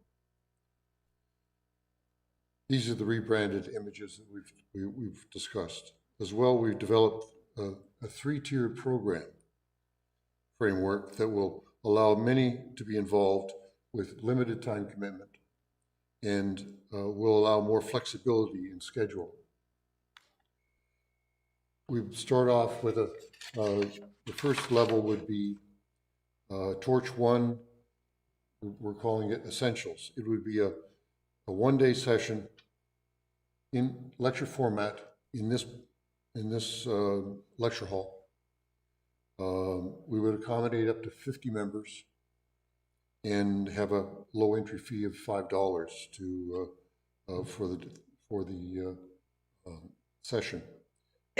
The plan is to run it twice in the fall, once in September to capture the full-time residents, and once in late October to allow snowbirds to be involved. The curriculum would allow participants to understand what Sun City West and the rec centers is, how it's governed, and the various parts of our operation and social opportunities. The members would leave with an understanding of how to navigate our community, find what they need, and their benefits and responsibilities as members. It would hopefully pique member interest in taking Torch 2 and 3. The second Torch 2 level would be a conference format, more in depth than Torch 1. It would start with a couple of common sessions and then have a series of breakout sessions on specific topics to do a deeper dive. And some would be repeated, some of those topics would be repeated multiple times through the day. Others, and as we move from Torch 2 to Torch 2, those topics may change so that people could come maybe more than once to the Torch 2 level sessions to get a better understanding of the community. The group would again be limited to 50 with a $10 fee for entry and with a prerequisite of Torch 1 or having graduated in a past Torch Academy. We were thinking of having Torch 2 class in November this fall. Torch 3 is intended to be more for those that are interested in becoming involved as you all are, and as committee officers, and would be focused in that area. The idea is to have that as a more intimate and engaging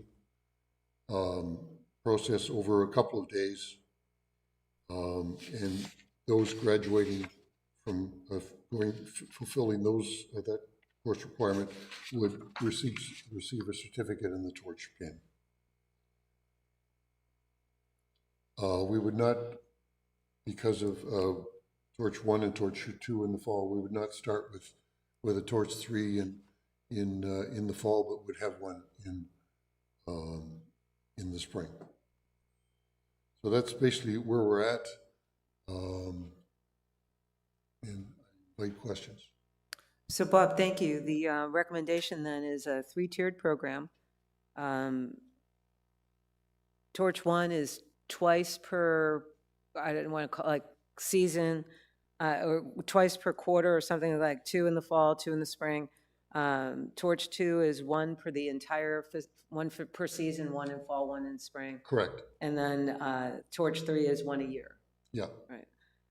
The nominal costs, passed on to the members or the participants, and rebranding and renaming. So that's the sum in total, right?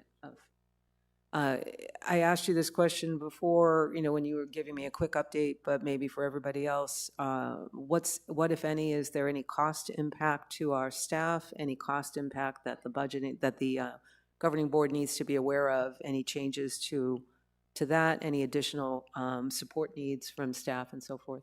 My understanding is that the Torch program in its current format, it costs around $1,000 a year. So it's not a huge cost. That does not include the salaried presenters from operations. That cost is sort of sucked up in basically our managers' salary. There's not hourly people involved other than room setup and potential lost room rental as a result of the Torch classes occupying. Now, under the new setup, we would be, instead of looking at occupying facilities and for 7 weeks, we'd be basically looking at in the fall for 2 days, and in the spring for 3 days, so that the time commitment would be significantly less. I would envisage that in the essential session, there would be limited involvement of operations staff. It would be more, again, Katie, our heavy lifter, would be the primary staff person involved with that, and we're still working on content, but what that turns out to be. Right, depends on our decision. Yeah. Directors, the timing on the decision, we have a few more months to make this decision before we go forward, but any questions? Jolene? I would prefer the logo that says learn, engage, where you have those three, because that to me says nothing. Citizen Academy, it doesn't tell the residents what you're gonna do there, at least. So I do like the other logo. We would be using all of them? It wouldn't be just one, just depending on how, what the presentation would need? In some places it'd be black on, white on black. In some situations, it would be black on white, and then in some circumstances, it would be set up. Yeah, I guess I would prefer, I mean, I don't know, I mean, we're trying to brand Sun City West, so if you're trying to brand something, I think the logo should be consistent. And to use all three might not just be the best, but that's just my thought process, because if you're gonna brand something, you look at that logo over and over and like, oh, that's it, that's it. And so once you don't have those three words, people might look at it and say, what is that? So I see your point about the three words. There are, for Sun City West, for example, we have several different ways to represent that brand, our brand. One is just the logo. Some says Sun City West, et cetera. So I think that's good consideration, food for thought for our branding folks.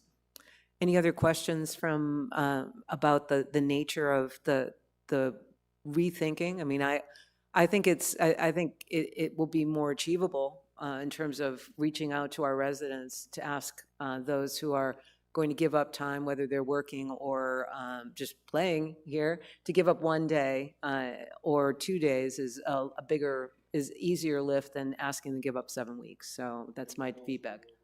Maybe to schedule on a weekend for those that are residents that are working through the week. Or it gives us more flexibility. Questions? Alan? Thank you. Bob, thank you to the committee. Very creative approach, very encouraging. I do have a couple of questions if the chair will allow me. First is, have you given any thought to what you anticipate as your attrition rate? Because as I understand it, you could sign up and go through Torch 1 and never go again.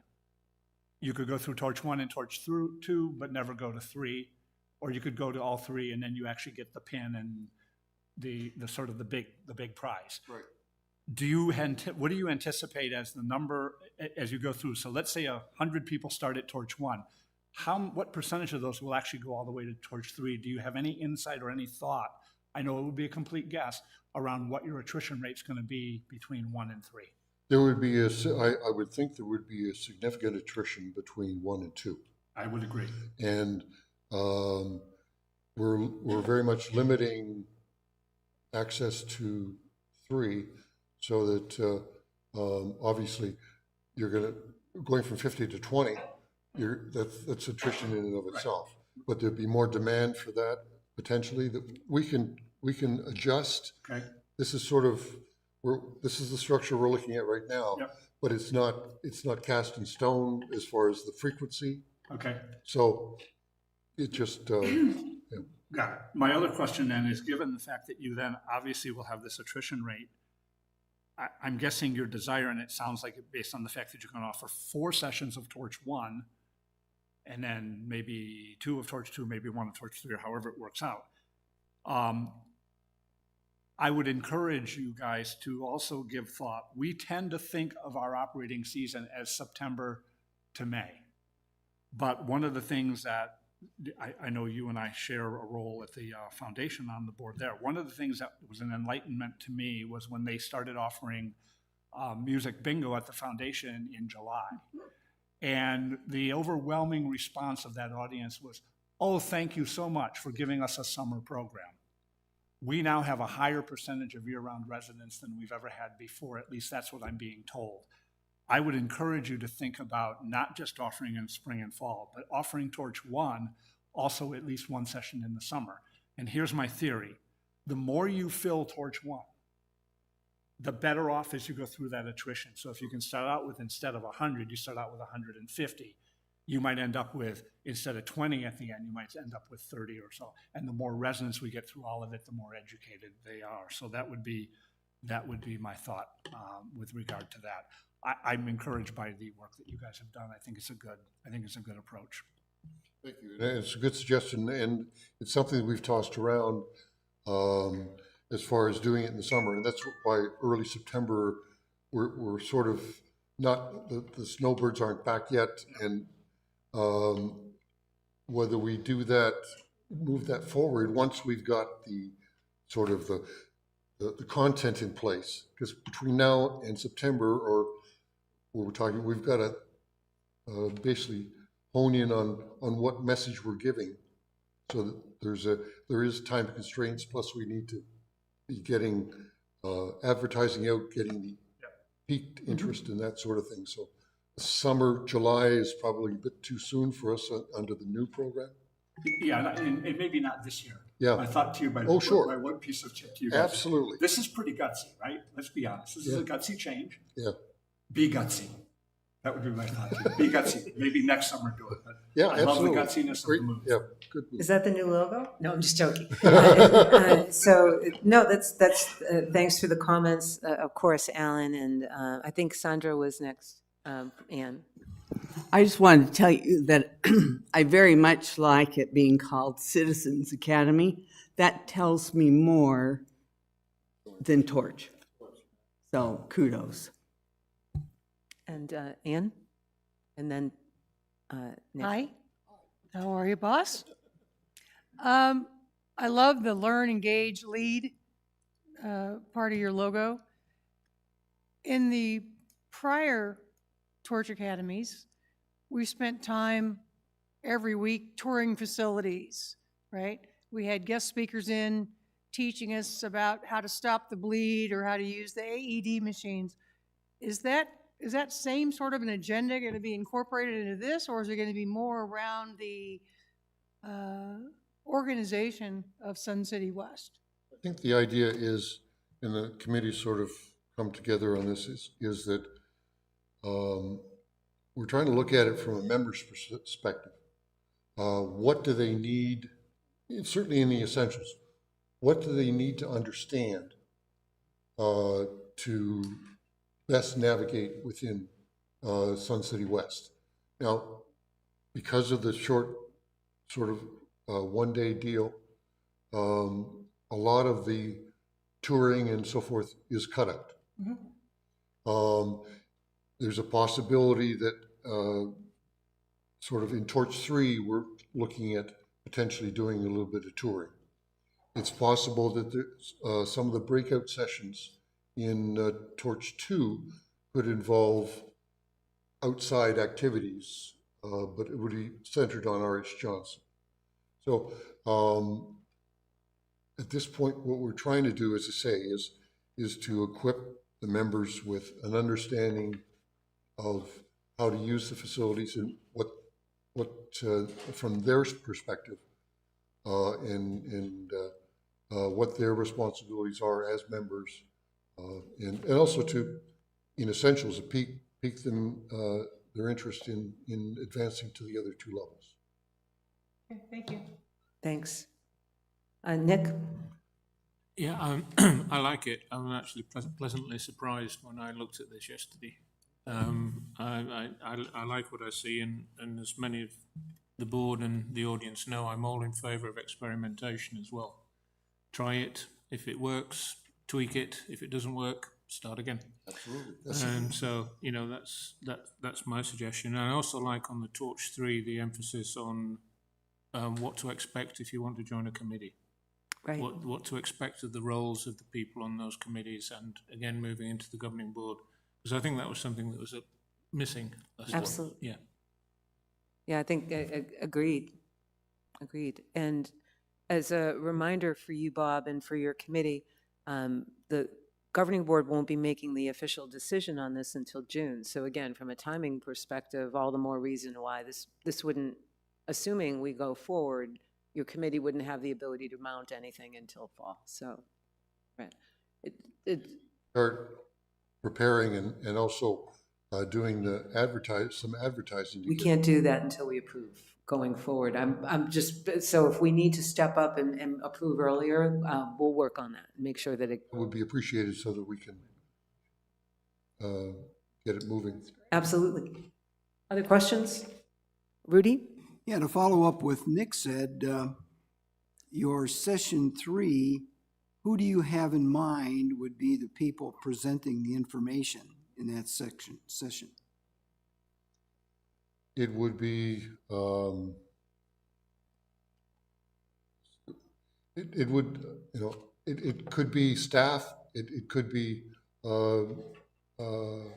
some of our committee members, it could be a mix of, but the idea is that it's going to be a very interactive, with 20 people involved, for leadership preparation. There could be some conflict resolution discussions, physically how to sign up. It could involve maybe visiting lecturer or committee members or committee chairs. It's all sort of. So you don't know yet, which is a viable answer, right? Yeah.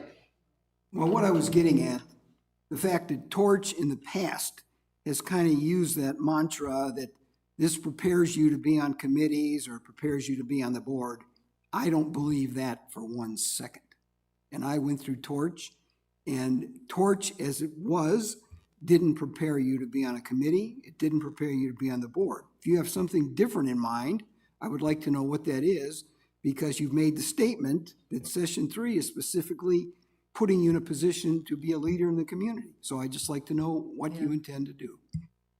And Rudy, I know that it's a question for Bob, but just when I read the material and previewed it, my sense is that Torch 3, that session is brand new from a content perspective. We've not done that before, at least most of it. Some of it may have been hoped for or alluded to, but I think this would really be breaking some new ground. Is that? So again, it's the kind of thing. I think that's a really great point. I went to Torch as well, and there wasn't anything on there that was specific, but it did certainly help me understand the need for volunteering and how dependent we are on volunteers and how we really function. So great points. Would Jolene? Yeah. Would you at all like do some YouTubes or give them, you're going to give them all the information about the different committees that first session, right? So, that's really hard, right? Because you get here, you're not too sure what you want to get into. You join clubs. I guess I would also recommend for you to reach out to club presidents to put that in there. Every club has a newsletter. If you're a new member of Sun City West, this is where you can learn and be involved even in your own club and how to do things. But that would just be another suggestion. Another avenue to advertise. Right. I mean, I don't believe that we use all the avenues that we can to communicate to our residents, whether it's via the clubs or committees or just that kind of thing. So, Thank you. Quick question for we're going to open it up for questions from our residents. I think we have some residents online as well. For the directors to consider, I had just mentioned that we need to figure out when we're going to make a decision. Please consider if you feel that you might be in a position to make a decision to move forward on Torch, to give them more time and opportunity to start thinking about their advertising. That would be a decision that we could schedule for April or postpone further. So everybody, we seem to have consensus that we'll put this on the agenda for April, regardless. Thank you for that, directors. Now, for any residents here in the room have any questions about Torch? Sandra, do we have questions online about Torch? No. We have questions, but it's nothing to do with Torch. Okay, so we'll answer those questions at the end of the meeting then, for those who are listening in. Sorry about that. They must be on other topics we've discussed today. So we'll bring those up at the end of the meeting then and summarize. We'll put we'll put the approval for Torch going forward. We'll put that onto the April agenda. Thank you, Bob, for being with us for a long meeting. We appreciate that. Thank you. Thanks. Item 3.07, we've we've completed our elections process, as we all know. Congratulations again to our new directors. As a part of those elections, we also, as a community, approved 2 bylaw changes, which one of which pertains to the schedule of the election itself. So that requires a change to the underlying policy. Kathy, if you could come up and answer any questions, if there are any. We have a revised policy that would make that adjustment, and revisions to the revisions as well. So what we were looking at here, Kathy, you want to walk us through real quickly what the red line is? Yes, go down to section 3. This is policy C02, and the change in the election cycle requires changes in this policy. So the committee recommends reducing this section from 8 points to 4. Very simply, 3.1, the date an interested owner member may pick up a candidate packet from the governing board executive assistant is the first business day in January. 3.2, the deadline is set by the election committee for an interested owner member to submit a petition and resume to the governing board executive assistant will be no less than 30 days after the first business day in January. We want that to be a little bit flexible because the election cycle changes a little bit, a few days every year. So we don't want that to be a specific date. 3.3, the election day is the last Monday in March. That could be March 31st, or it could be March 23rd, or any date in between. 3.4, all other election process dates are established by the election committee. That's it. That covers it all. So that's our recommendation. Did you have fun being here for a while? Did you say that? Well, there's more interesting things coming up. Thank you. And thank you, Kathy, for waiting it out. So directors, in light of the hour, right? If there are, if we need to invest time in wordsmithing and so forth, we have a little bit of time here. When I say wordsmithing, if there are revisions or concerns that we have, let's identify those. My goal here is, are we ready to move this forward for a vote at the 23rd meeting? I'm looking specifically to Rudy. Rudy, are we ready to put this to a vote, or do you need time to make changes? I'm looking at 3.3. Election day is the last Monday of March. Well, but the bylaws say each year the specific date shall be designated by the governing board. That's right. We can, and we will each year specify that date of the last Monday of March. So you're saying each board every year is committed to setting the last day of March? That's what the policy would say. It's going to be the last Monday in March. This is what we've been doing all along, right? There hasn't been a fixed date. We come back together every year and say the last Monday of March is XYZ, and that's the date of the election. So you're taking away the ability of some future board to not say it has to be the last day, last Monday? The board can always change policy. Right. But the policy states it'll be the last day of March. That's the intention that we're declaring in policy. And the governing board bylaws overrule policy. So if the governing board wanted to step in and pick a different date, we would have the authority to do that. I don't see them as duplicative or contradictory. But that's my view. And you can vote differently on the 23rd. If you feel like we need more time for debate, we could do that. But we'll have time for the 23rd as well. I'd like to move it forward to directors, if we're still okay. I'd like to move it forward for a vote, and we can still work on it at that point. Thank you, Kathy. Any questions from our residents? I'm presuming the rest of those questions that we have, Sandra, are from again earlier in the. Nothing came up on this one, right? Both of these comments are from Mary Gannett, 133113. She says, I agree, we need to dial back the FTEs, and if bowling leagues can't fill the officer positions, they don't bowl, or they pay for it for themselves. They should pay for it for that. Thank you, Sandra. So, and thanks for the comments as well. Those were on the previous, when we were talking about operating budget, and thanks for reading those out. Thanks. No questions or comments on the elections item, so we'll move on to 3.08. As a reminder, right before our next governing board regular meeting, we will have a special organizational meeting. That organizational meeting will allow the governing board of 26-27 to elect its officers. So we will do, that special organizational meeting will take place at 9 a.m. The regular governing board meeting immediately follows. So at this time, I invite anyone on the next fiscal year 26-27 governing board to declare or make early nominations, if you will. The official nominations occur and elections occur on the 23rd. Invite anyone who's interested or considering, if you'd like to nominate someone for the role of president.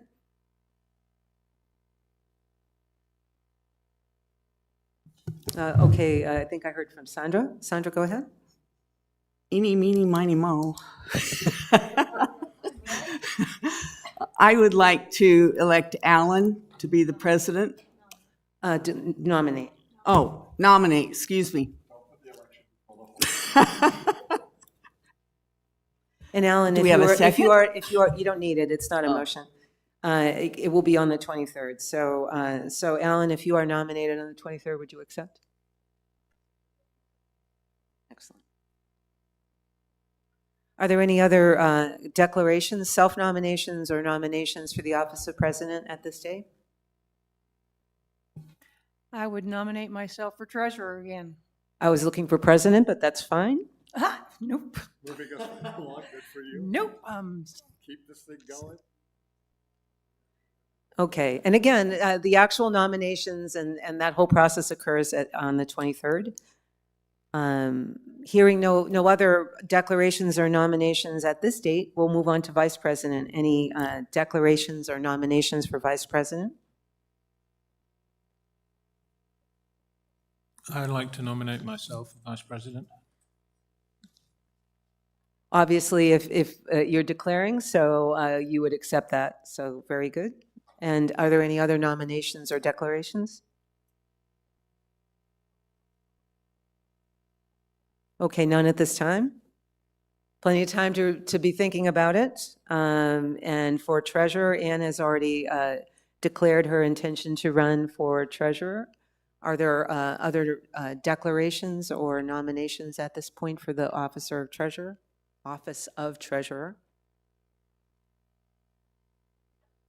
It's a fascinating job. Okay. And for the office of secretary, are there anyone who wants to declare or nominate for the office of secretary? I'd like to nominate Sandra Forsey. Sandra's interested in continuing on. Are there other declarations or nominations? There's still plenty of time for all of you in next year's governing board to consider those roles. I always love to see some additional names and so forth. So again, on the 23rd, that's when the official nominations will occur, as well as the elections themselves for next year's governing board officers. So we'll see you at 9 a.m. for all the action. 9 a.m. on April 23rd, and the regular governing board meeting will immediately follow. So thank you. That wraps up all our new business. So we'll move on to board director comments. Are there any comments that you'd like to make? We'll start with you, Rudy. No, nothing to add. Jolene? Yeah, I would just want to remind all of our residents that we are taking committee forms in. There, you can go right on the hub, and I think there is a little place where you can fill it out, committee, and submit it to Karen, and she makes a little spreadsheet for us. So, you know, committees are really important, so we can get input from more residents than just us 9. Thank you.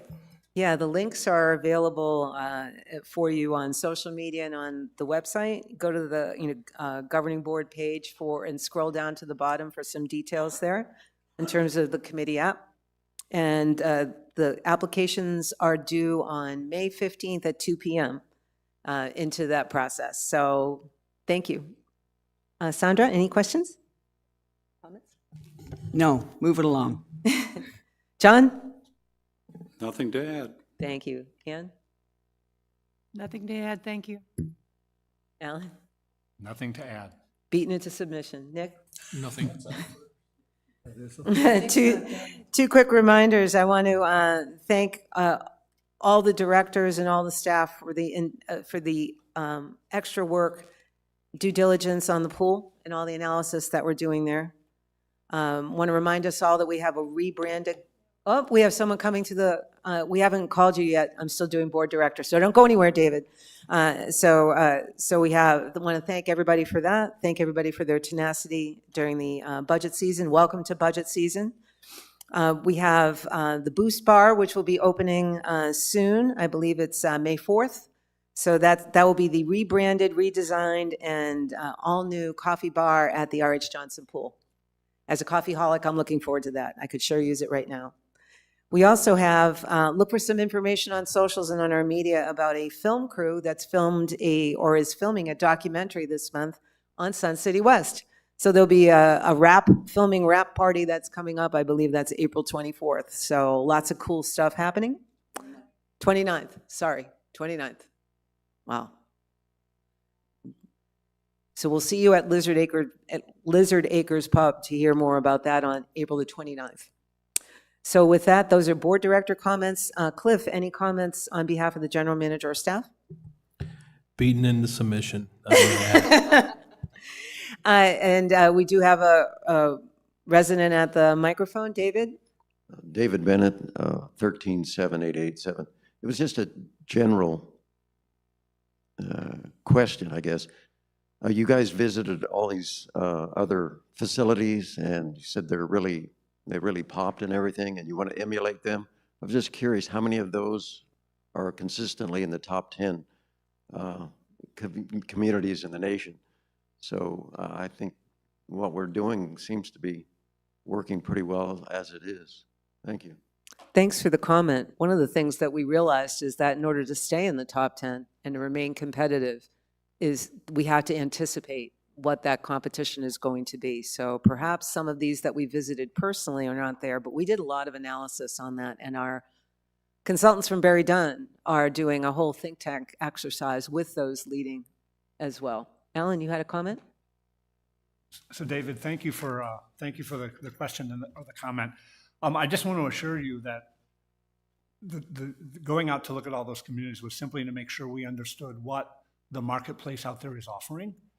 But I think all of us, and I think everybody up here who went on those tours will agree with me, we all came back with a resounding feeling that we really got it good here. I mean, to say it in very blunt terms.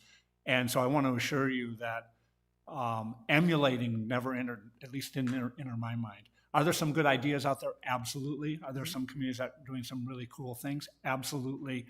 But I think we all align with kind of what the genesis of your comment is. I think we all recognize life is good in Sun City West. We beat most of those communities hands down in our amenities and everything else. We just don't take enough. It may not look that way. So that's what we're all about in staying ahead. The other thing I wanted to point out for you or for anyone, one of the other benefits, although that was not the intention at the time, we wanted to go around and be inspired. The governing board directors specifically spent a lot of time asking these other communities we visited how they were maintaining their pool decks. So it does pertain directly to what the decisions that we're making in the current day as well. So it was both. We were very inspired. We can see the future very clearly from those visits. And we know we have the best community, and now it's just a matter of taking advantage of that. Thanks for the comment. Anything? I don't think there was anything else coming in online. So with that, I'd like to remind us, if you have the courage, join us for our next workshop. We have our next workshop meeting on May 8th, where we will be, by that point, we will, our regular meeting is on the 23rd of April, where we'll be finalizing our recommendations on capital. May 8th is when we will really dive in and finalize our analysis on the operating budget. So join us there, May 8th, 2026, in this room at 9 a.m. At this point, I adjourn the meeting at 12:45 p.m.